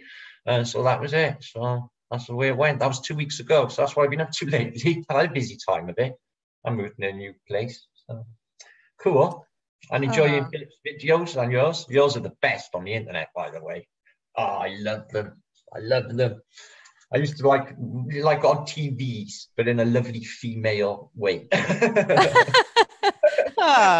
Thank you. I'm really sorry for your loss. I didn't know that. That's really sad. I'm very sorry for you. I got my son beside me here now, Lawrence. He's living with me now in my new place. He's just got a new place, and so I just been picking up the pieces. I'm just going to get on with my life now and just keep doing this, keep getting the truth out. I'll try and reach the people, the real people, the people who are like me on the street skate. Not people who are looking. I know you're genuine, Martin. Yeah, no, I'm not looking for Philip, and that's why I really resonate towards both of you, and that's why I'm really happy to do talks with you guys, because I feel that you're both really good and really genuine, and you just want to get the truth out there, and because there's so many out there that that are hard to trust, I competition and stealing stuff, and I've sat on loads of stuff because I've put stuff out there on a map and it's disappeared the next day and gone viral. I didn't even get a shot. It's happened loads to me, things that I've discovered, and being naive to the ways of people on YouTube, how vicious it was, and I just had things snatched away like that, all sorts of stuff. I couldn't even go into it, many things. Because I've been on I've done a lot of stuff, I've had 9, I think maybe 10 flat Earth meets, where I met hundreds and hundreds and hundreds and hundreds of flat earthers, so subject very, very rich indeed with these people. They're the best. Yeah, keep it coming, keep it going. And as I think everyone needs to be ready, like Philip was saying, I think there's a next vibrational jump coming. I can feel it. I think there's one that just happened. Not long ago, I felt that. I think it's going to go again. I think we need to be ready for this jump. I think it's definitely coming, and I think it's just we need to be spiritually ready for that. I think, for the benefit of all. I think that's what we're doing here, isn't it, for our kids and our Yeah, children's children. We don't want them growing up in a satanic slave system, not do we? You know, with definitely. implants and the rest, poisons and dribbling messes, you know, God knows, and having early deaths and no value of life. We don't want that. So that's why we got to tell people the truth about what they're doing, get them away from it if we can, or make them aware of it. I mean, the Hegelian dialectics and the rest, you know? Definitely. You know how Yeah, you're saying too about you know, like looking into the mainstream flat earth research. It's yeah, like you know, we're meant to go what resonates with us. And I think the answers weren't there. Just looking, you know, like about you know, if there's more land, if we, you know, what kind of map is the right map, all that stuff. It's like to find that out, we're supposed to go elsewhere. We're supposed to look into mud flood and yeah. other things, you know, look into ancient history. And that's how we're supposed to find it. I think what resonates with us is where we're supposed to go, and the answers will come to us as we go. We just got to let them come as, you know, as we research. 100% agree with you. I wake up one mornings and it just I discover and I'm like I'm literally mind blown. Yeah, um, I love your stuff. You know, I just got to say, Martin, you do have a strong accent though. So very sometimes strong. I'm it's hard. Welsh. It's What am I hard. I'm to like, what did do? he say? And you gotta, you know, I went a long time ago. I lived in England. I lived in Bury St. Edmunds. Oh And yeah, it's lovely yeah, there. and I'd go out to the pubs and stuff with my friends, you know, and we're all Mm. drinking, you know, having a beer or whatever. And I could not understand some of the Yes. people, and they'd have to do their American accent for me, you know, and it would be like the funniest accent, be like, you know, the bar, we went to the bar and we Oh, drove the car, like a really strong R, and you know, stuff like that. And then I understood them though, so they would just do they're all drunk and they're doing all their American accent all night. And then I mean, that was brilliant though. I know how they sound. They do sound like that. You did it. You did it then. That was yeah. Yeah, because I always I had the hardest time. I don't know if you have a hard time understanding my way, but like for no, American, never. Oh, Philip, ever. Um, oh I, really? yeah, never. But people do say they can't understand me, but like, um, I do try and make an effort with the English language, but it doesn't come easy to me because I'm Welsh. Yeah, no, I hear you. I totally hear you. Even Philip, most of it, you know, but Philip, like he'll say certain words, like he said, what'd you say? You called arc or something? You said it something else. Well, I knew what he was saying. Oh, Yeah, I said arch because I forgot the word arch. arch. Yeah, yeah. So you'll say it like the word not quite right, but then we'll be able to figure it out. Yeah. But yeah, but I mean, but you know, Philip, it's your second language, so you know, we really appreciate you. yeah, Well, I Philip, didn't you're have the You only know, any. one in Russia I can follow. There's so many good channels on these subjects, and I can't follow any of them. You're the best out there in that country, definitely, yeah. definitely. Let's hope I'll get better soon because, well, I didn't have practice for 20 years, so probably that's why Yeah. you can't understand sometimes what I'm Well, saying. Wow. I can understand you better than Martin, Well, and that's his native language. But yeah, I tried to but watch Martin for a couple of times, and then I I'm said, sorry. oh, I can't. I shit. know I have complaints constantly. I don't know what I'm supposed to do. Maybe I'll put subtitles in. Would that help? can you do No, that? no, Of that's course I that. can. Just click subtitles on the Yeah, YouTube put setting. subtitles. That would be I good because might. then that'll for people that you know, that also that English is a second language, Yeah, I because just thought everyone pronounce would it. learn Martinese and just get on with it. Some have. Some of what? Learn Martinese, my strange dialect that I speak. Martinese. Loads of my words have rippled over into the entire flat earth community, and they're all saying my words now. They've done it quite some time. Oh, that's so funny. It Martinese. is Martinese, I love yeah. it. Yeah. A Martinist. well, the more we hear you talk, the more we understand you, anyways. But so it's Thank just you. the way of practice, you know. Yeah, Yeah. it's true. It's true. So we just got to hear you talk more, Martin, and then we'll get it down. Yeah, I get into a flow and then I'm okay. I just need to slow down, is what I do. So I'm Yeah. better So you know, you guys, for everybody, um your information, Martin, and yours, Philip. It'd be great if we had like something. I mean, it'd be great if you guys like collaborated, maybe, you know, like if you had like a website or something where you maybe like if you write the stuff with it too, or I don't know, like something somehow so that people can get what you guys are saying, like in a nutshell, you know? Yeah. I would be happy to collaborate with Philip. I mean, you guys are the bomb. I'm telling you. You guys are like but the two of you are the best. Oh, Philip, come on, this is the I best thing watch going on, both of your isn't it? stuff every time. You know, I don't watch a lot of channels regularly, but I watch both of you regularly. You know, Oh, you thanks. guys got the best stuff out there. It's so mind blowing. You know, but I've gone quiet in the last few weeks, so I haven't been able to do any content as such, or even do research. Not the same level, but I'm getting back into it now. So that's cool. yeah, you're great. You and Philip. It'd be nice if you guys, I don't know, maybe we could do more live chats, I you know, would love the three of that. us. Yeah, I It would think be this is brilliant. Honestly, this I look on the internet these days, Rosette, and I'm like, oh, and I'm only into like this sort of field at the moment. I can't watch any of the NASA fests because I've seen them all. So yeah, it'd be brilliant that would on the internet. I bet everyone would love that, Rosette. So yeah. you know, maybe I could do some presentations of both of your stuff. You know, like do it in a presentation form like I do. You know, like maybe I Yeah. could do something in a nutshell to help people see what you guys are doing or something too. I don't know. Something.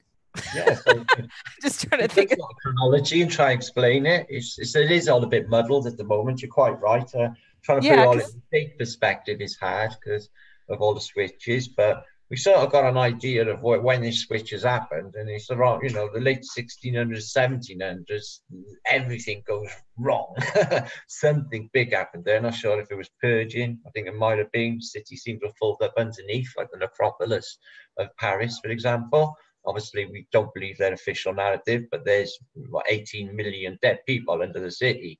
So where did they come from? They're not the previous yeah, population. exactly. So I believe that was, I would give that a date as the late Yeah, 1600s. I've been researching those photographs and I've seen, and we made a conclusion that they were all eaten.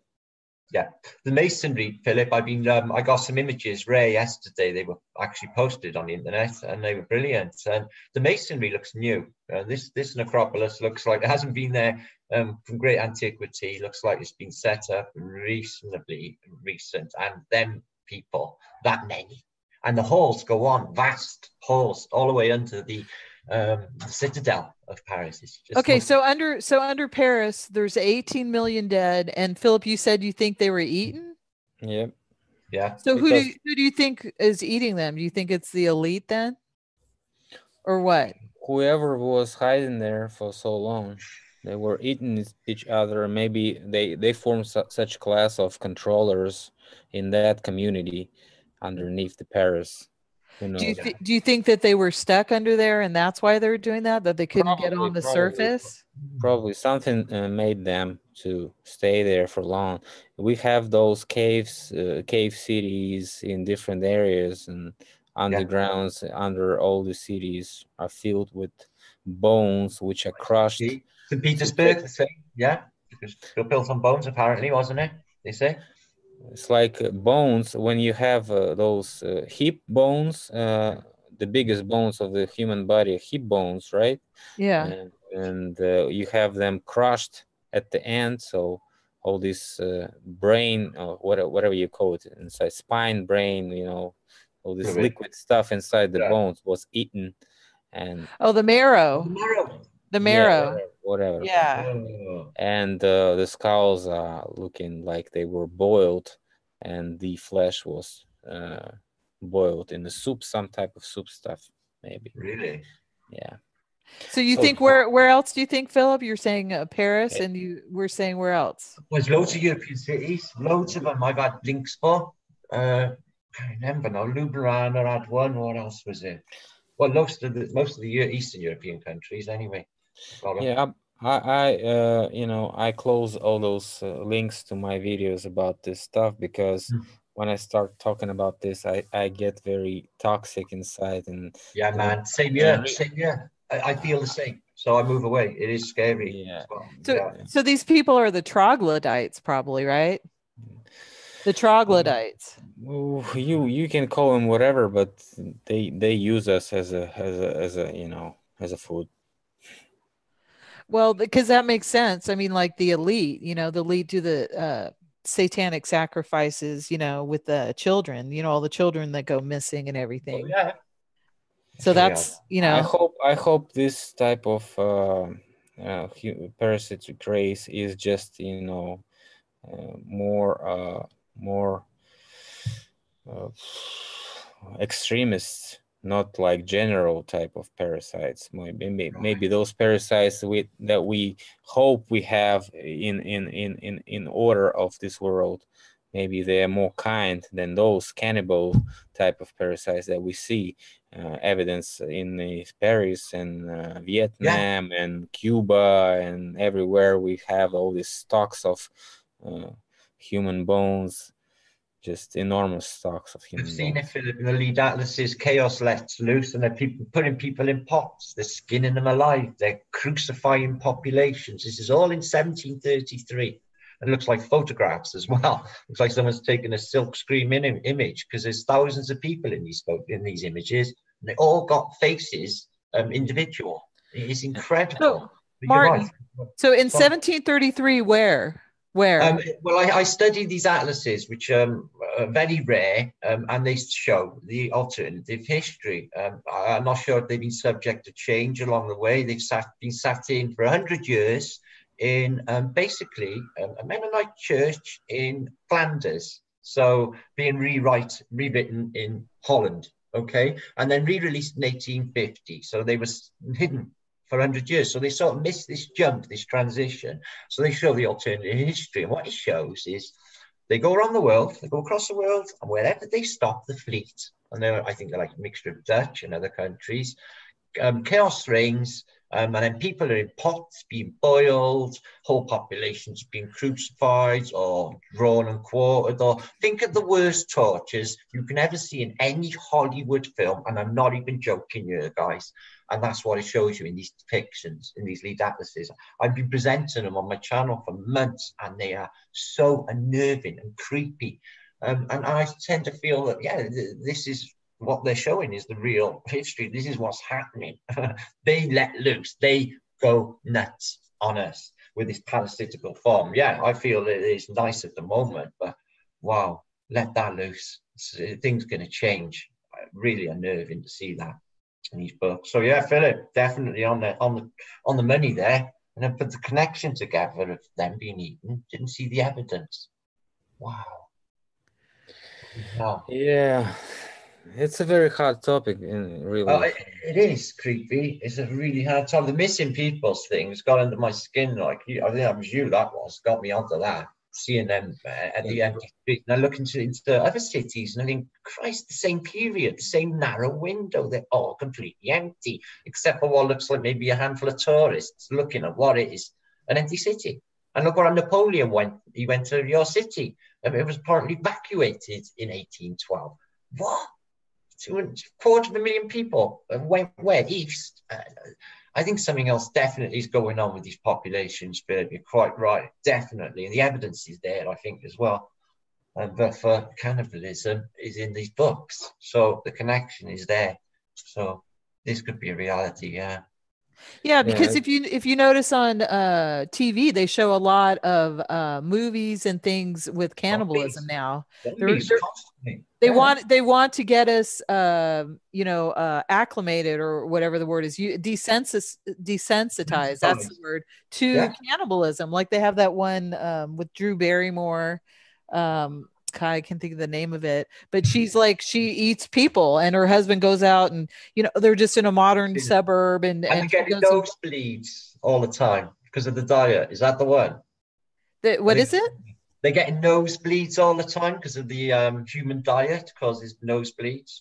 I think Yeah, I think she did. I think she does get Yeah. him. It's a Santa Clarita Diet, I think is what it's called. Santa Clarita Diet. Yeah. Yeah.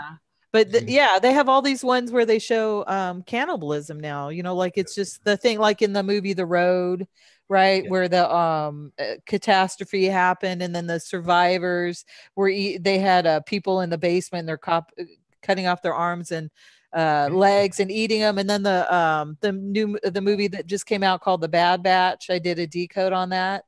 That's all about cannibalism, right? Eating people to survive. And they're trying to make you think that, so they have the good guy, the guy and the girl at the end.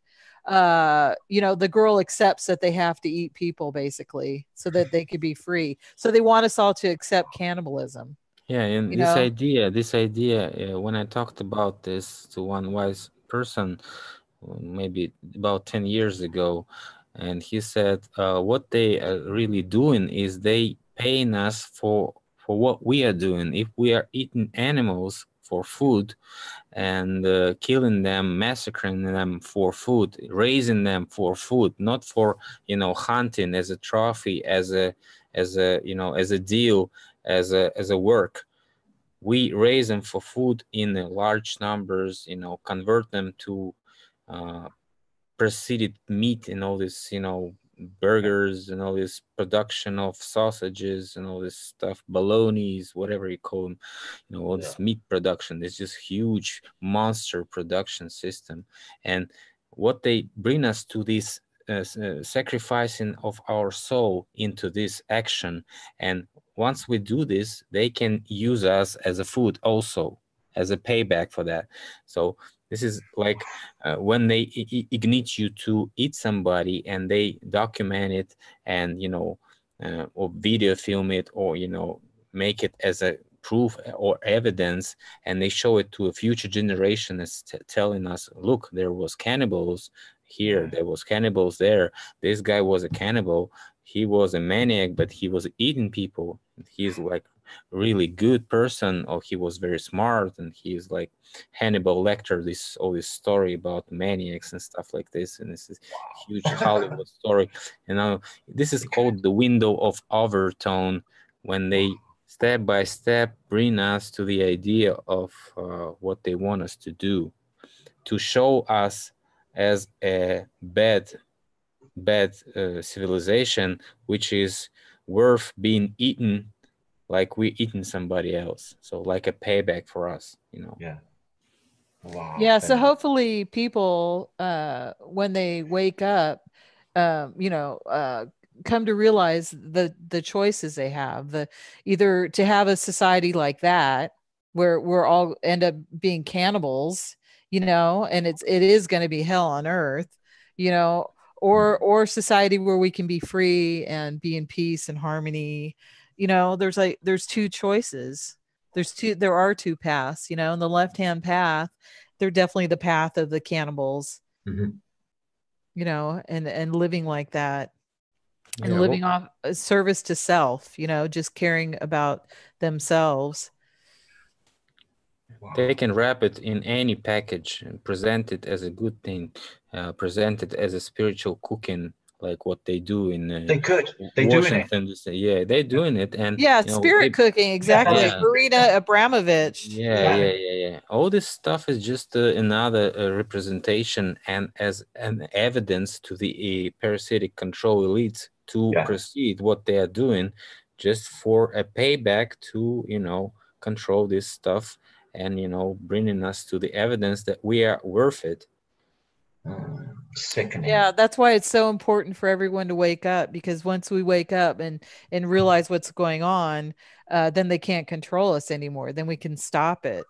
You know, that's the only way we could stop it, is them not controlling our minds anymore, and socially programming us to do all these things. Exactly. It's like when a judgment day comes, and those people believe in a judgment day, and they really believe it, and they know if they've been asked, what are you doing? What were you doing? He's going to say, and he's going to motivate all his answers with excellent proof that he was totally right, thinking this and doing this, and he is not, you know, guilty of anything. So this is what they're doing. Yeah, they're clever like that, and that's exactly what they'll do. You got to know them, but they double think, and it's just so you can just work it out now when you can see. I love the way Philip explains. Yeah. It's imperative, though, isn't it? The way you explain it, to explain it like it's they, not got our best interests at heart. We know that from the off. We know that, and pumping these things into us, these vaccines from the off, as we mentioned. Yeah. And right to the end, and then it still goes on after, this raping of your dignity still goes on after your death. It is disgusting. It's brutal. State is brutal. So and they can't kill us all off because they are parasites.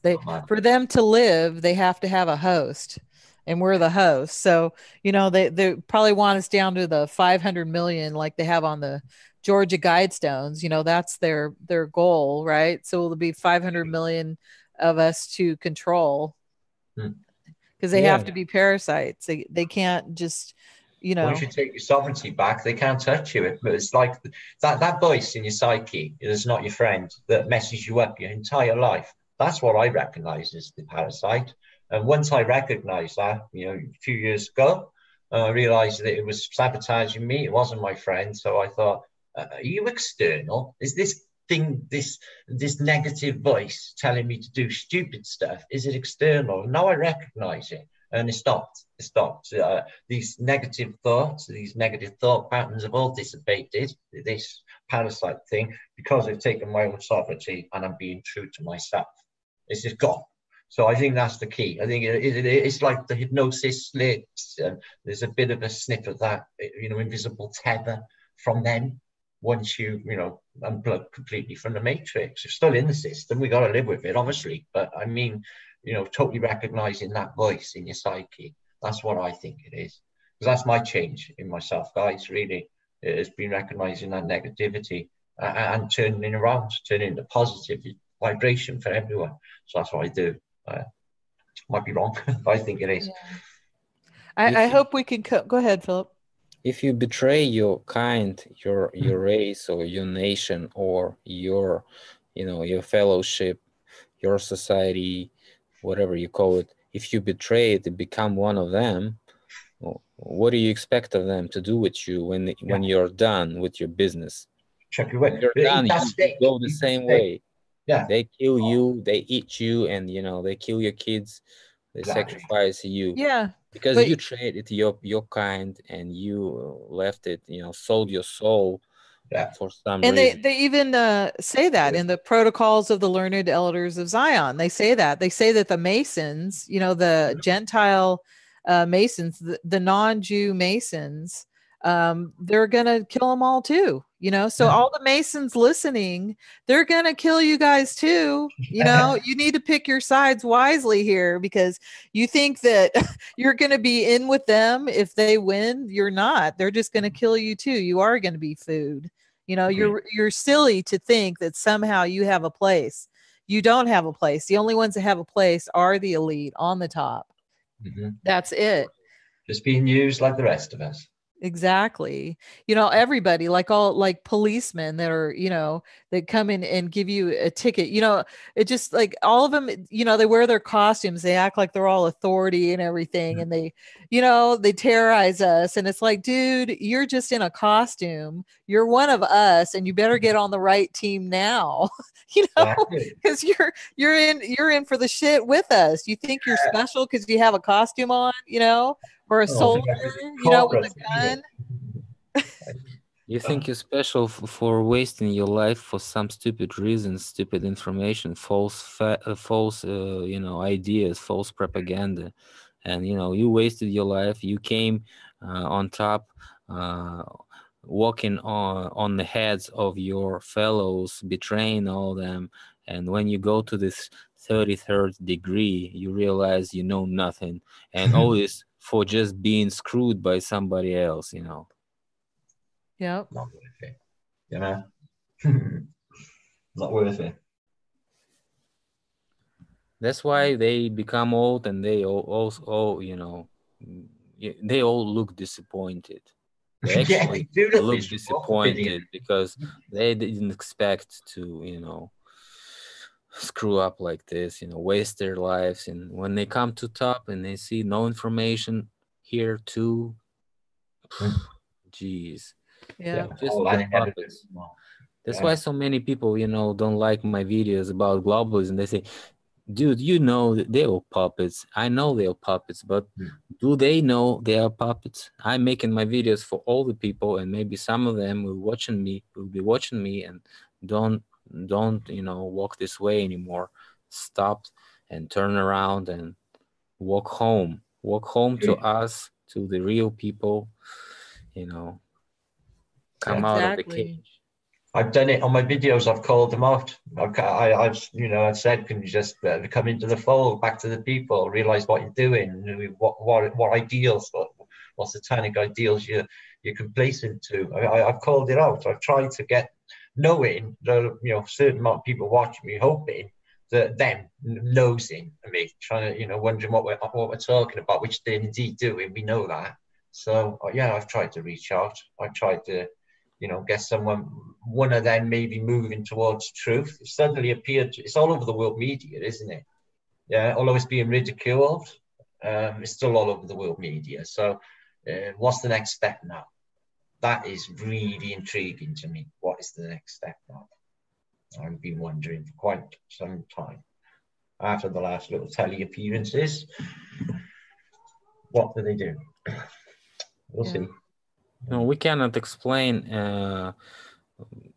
for example, a fan of Liverpool that his team sucks. If he is a real fan, we cannot explain this to him. No, we cannot explain that this can be a scam. We cannot explain that all those players are on doping. We cannot explain, if we bring all this information, his head will blow up. So this is what's happening to a sheeple when we tell him that you're all wrong, that you all been, fooled for years. And the same thing happens to elite, but most of the people try to tell them that they're all puppets. This is a theater, this is a game, and this doesn't bring us to anywhere. And the elites obviously laugh at those guys, and don't mind their talking and just doing their thing, because nobody is bringing the information that can ignite all this good feelings back to them and turn them around. Yeah, I agree. We have to make a quality content for the people to realize what we are saying, because what they're doing is paying big money to all this propaganda and media, and they bringing out good quality content, good quality videos, researches, journalism, and all these articles everywhere. They'll bring this information very easy and in good quality, which we don't have right now. Indeed. This is our, this is my goal, to enrich my quality of bringing the material and information, and this is the step forward to. And talking about collaborations, I'm always welcome to anyone who can hear me right now. So if you want to make a chat or something like this, we can plan it. And as I've said to Rosette, I'm welcome. I can do it twice a month, or maybe even more. But still, we have to make our chat people to ask the questions they really want to find out, the question and the answers, because we can talk and talk and talk, and maybe some people missing their question. Somebody said that I should talk more about atmospheric electricity. Maybe next time we can bring all this information that we found out about atmospheric things. Sure. Yeah. More pictures, more evidence of ancient technologies that were actually working not that long ago. So it'd be really good too, because you guys know your work so well, and so I'm like an outsider looking in, trying to understand everything. And I know I miss stuff that you guys have probably talked about that I haven't seen. And so a lot of the audience is probably like that too. It'd be really cool if we could do something like a timeline, like you're saying, yeah, because you're saying like in the 17, what was it you said, 33? Yeah, you know, and then like 1812, you know, and then 1850s, you know, the different dates where big events happened. It'd be really great if we had some kind of timeline, and then we can discuss along the timeline, because from the past we can figure out what's going to happen in the future too. You know, if we could see it all.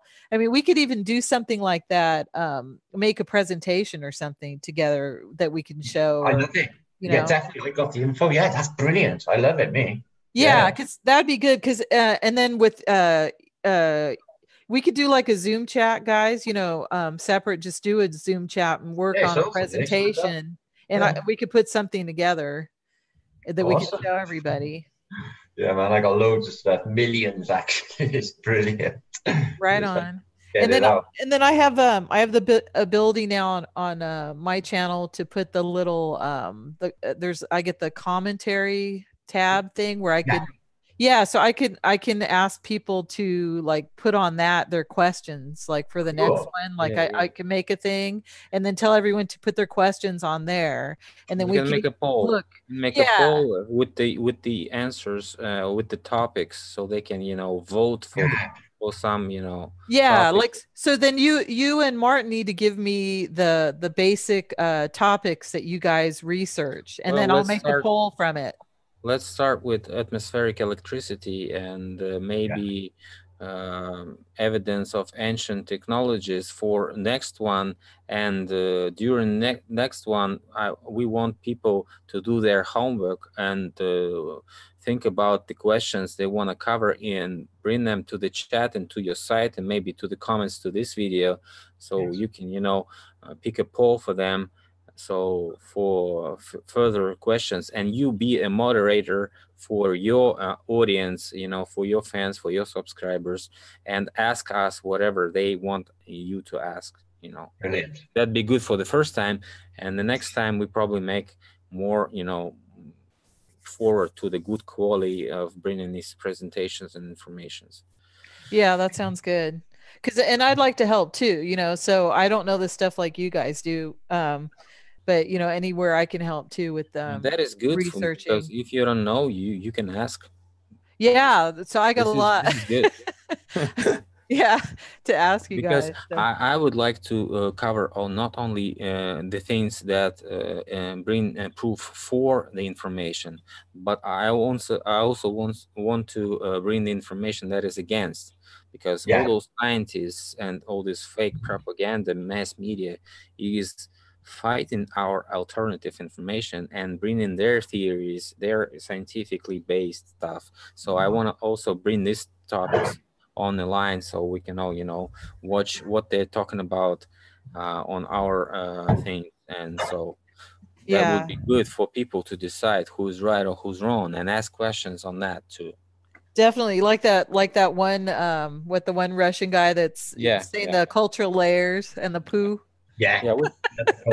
It's hilarious. It is.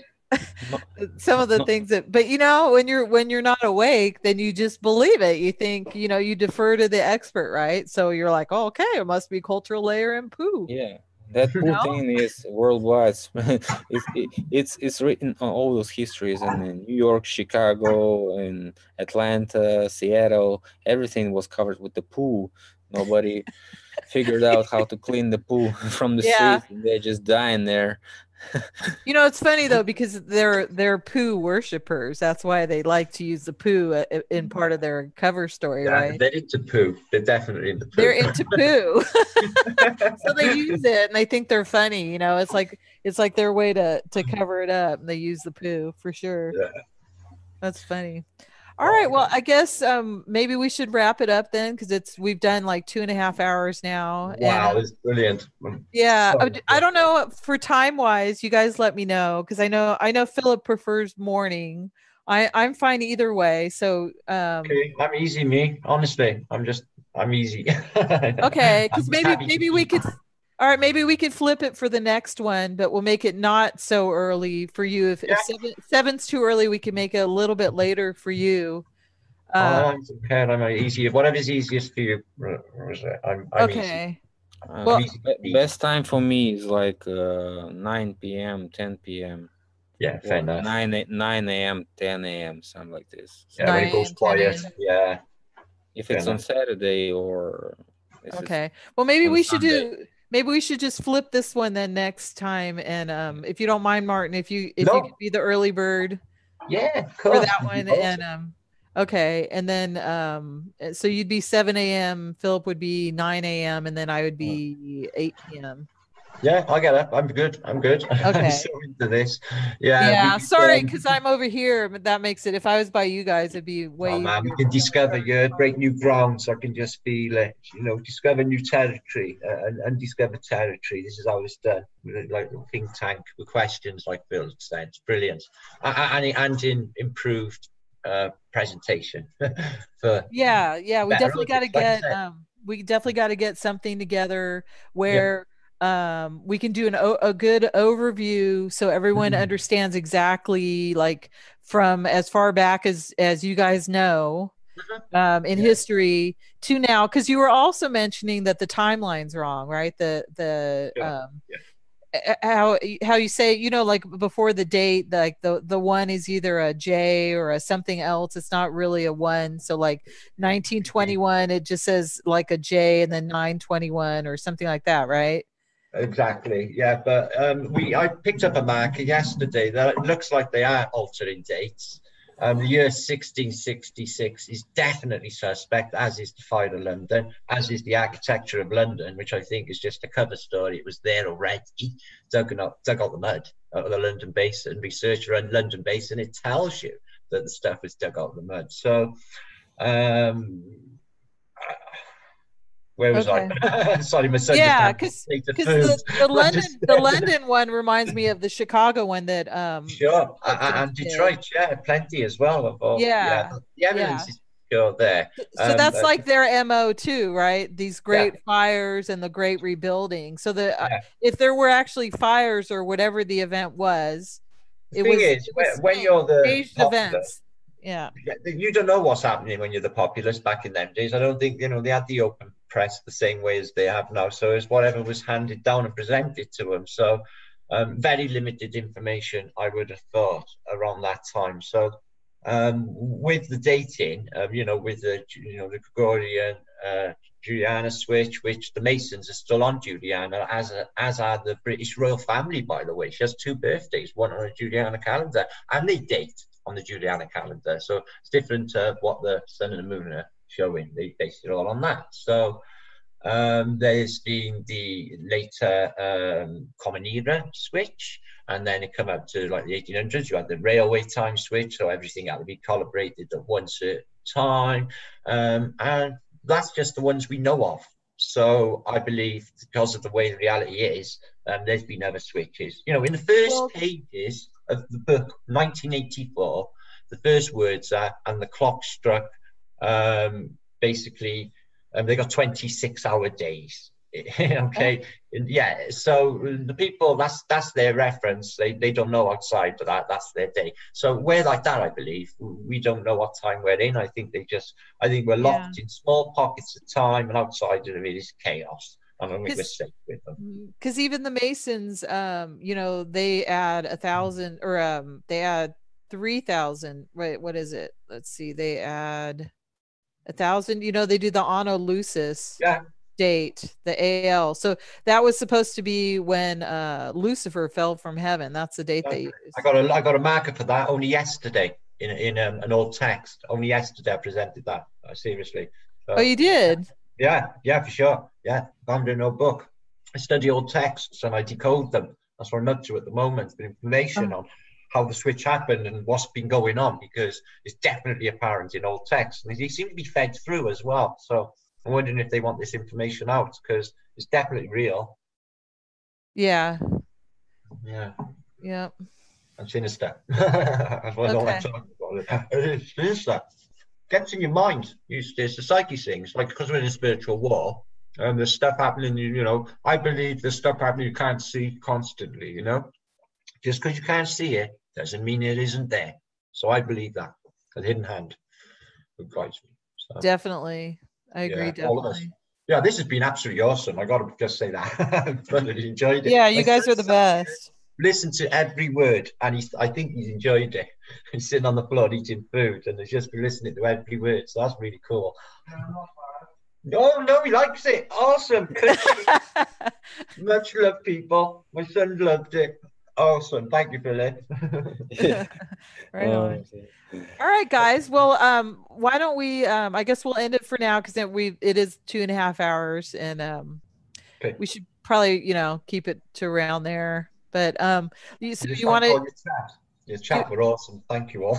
Yeah, you guys want to do it in 2 weeks? Then we'll do next Saturday. Yeah, just plan it like you always do, like Okay, so we'll do it 2 weeks. We'll just flip it the times, and I'll email you guys the link. And in the meantime, you guys in the live chat, if you want to you could put when this gets downloaded to YouTube, you could put in the comments the questions you guys have, and so then me and Philip and Martin, we could look and see what questions you have. Yeah, prepare for it, and I'll do a little I'll do the little survey thing too, and see what people are interested in. So I did a little survey thing, and I put my topics on my channel to see what people are interested in, and mud flood actually got the least. I don't know if you guys saw that. Yeah, I saw that. Yeah, but what I think is that I think people don't understand how important this topic is and what it really entails. So all that tells me is that we have a lot of teaching to do. Once we get people to understand. 1812 opened my mind. I think them dates, 1811 through to 1812, is such a massive plague-wide event that I think that needs to be understood more. As in the New Missouri events and the comet storm, and there was witnessed right the way across Europe, and Napoleon, what was he up to that whole year, them 2 years. They started that 1812 overture. It seems like it's the theme tune for the start of that era. I'm wondering if it actually is. Something happened big then at that time. Yeah, so we should do a timeline. So how far back do you guys know the information to? Because we should probably do a timeline, go from back to front to now, and go through the important years from as far back as you guys know, and then kind of go through the timeline, like what happened, what you guys think happened. That would be really good. Cool. Well, I only go back to the 17th century at the moment anyway, because pre-Renaissance, I don't believe is really worth researching. And documents are rubbish, like, drawn by a 2-year-old. It's just ridiculous. So I don't think that time, I think we were still, sorting things out after the flood. I think we were in a messier time at that time. And then, 1500, I don't even research as well. So I go from, say, 1600, I do. Okay, how about you, Philip?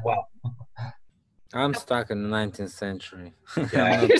I know, Philip. How do you get out of it? There's so much happens. How do you make sense of it? It's incredible. I can't wait to do this. This is going to be biblical. Okay, so maybe so we'll start with Martin, like the stuff as far back as and then and then Philip, you could comment in on that stuff, and if you have anything you could add to the stuff, that'd be great. We could all research in the meantime, and then go forward, because that'll give us a really good understanding of what we're in for. We've been in the future today. Don't forget about it. Indeed. I've been talking about the future today. Yeah. So we are not like always about the past, guys, and Mudflood is not that entertaining and in fact not that fascinating as decodings, but it is very useful to understand and comprehend what's going on.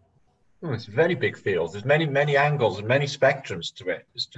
It's not just the mud flood, is it? It's the whole thing, the whole change of our dynamics. Well, I find it super fascinating, especially how there's proof of giants, in the architecture, and the bones, and then under the cities that you're talking about. Yeah, these atlases I'm looking into, it looks like they got giant monks building the actual cathedrals in the first place, which is why the openings are so big. But in these atlases presented like reality. Brilliant. Yeah. And then Albion was, the original name of Britain, right? And Albion is supposed to be a giant. So it's named after a giant. So. Yeah, we got a lot of giant stuff happening here in Wales. It's big on it. Yeah, can't wait. Maybe you can invite somebody from from the topic of giants, because we have many channels on that. Yeah. And age of disclosure, for example. Mm-hmm. Who else was talking about giants? Wise Up, but he does pre-flood. Oh well, Wise Up, yes, but he's not. I haven't seen his videos about giants actually. No, he Well, doesn't. do you know? Do you talk to Age of Disclosure? I've never even seen that channel. Yeah. I don't. I'm Wise Up's friend, though. I'm good friends with Mac, but I don't have No, anything to do with no, disclosure. they're like fighting each other right now. Yeah, exactly. So that's why, really. Oh, Arjun Hartman is Age of Disclosure. You can find him in on his channel. He is always answering. So if you write him, he Okay. knows you because he's watching me, and he watched a couple of videos of yours about decodings, as I know. Okay. I think I've seen him comment on my channel. Does he have like Yes, a yes, he white said. icon? It's like white with something on it. Yeah, let's invite him on. It's just clear icon. It's called Age of Disclosure. So All you right. can find it Why in, don't search Be it in the cool. comments and stuff like this. Okay. Well, so how should we go about this? So should we invite him on for the If the you one we do in 2 weeks? if he Yeah. responds to you, why not? All Because right, let's do it. I tried to chat with him. That's going to be one show. He's from Netherlands, so Yeah. Okay. Cool. Oh, so Cool. are you saying we might have a problem understanding him also? no. Oh, Just kidding. If he Will can I have to understand, translate for everybody? no, if he can understand what we're saying, what Martin's saying, I'll bring subtitles that's a with me. big deal. Yeah, we could put are there subtitles for live chats? Yeah. That'd I'll be bring a good. translator. Okay. Okay, set up all right, we'll do that. So if he has a problem, we'll set up a translator. Yeah, my That'd be son. good. We'll find somebody. All right. All right, guys. Well, we should probably wrap it up then. So I like let's, that. God bless. yep. Awesome talk. Love you guys. It's really Yeah, yeah. wonderful having you guys on. I'm Wow. always amped after these kind of talks. I get really excited. So Same, yeah, I'm buzzed out. I love it. It's the best, isn't it? yeah, it is the best. And Yeah, I know, Rosette. I'm It's so glad cool. we can at least you Yeah. know be connected on here. It'd be great if we could actually see each other, you know, and hang out in the physical, but at least we're here and this is great. So Yeah, it is. Yep. It's awesome. All right, Right thanks, on. Philip. You are awesome. Best, mate. Yeah, thanks a lot, guys, for inviting me. You're also very doing the right thing. So I'm really expecting more people to come out of the shadow and start their own research. So why don't we just, make our own community and engage? That's what I was thinking, Philip. It's like a break-off thing. Yeah, it would be huge, and it is an amazing spectrum top. Brilliant. Definitely do that. I'm you. yep, Yeah. I agree. Mhm. All right, guys. Well, you guys take care. Have a good evening. It's evening over there, right? Yeah, it's lovely. It's stuff in my face, so excuse me. Oh, no worries. All right, guys, and everyone in the live chat, thanks for joining us. And if you get questions prepared, we'll look at that too. Okay, and we'll talk whatever you guys want, and we'll see if Age of Disclosure would like to join us next week. So stay tuned. Yeah. Goodbye. All right, guys. Good Take night, care. God bless, mate. Thanks, Philip. Okay, thank you. See you, Thank Mark. See you later. See Cheers. you later. Okay. Yeah. I think that's it.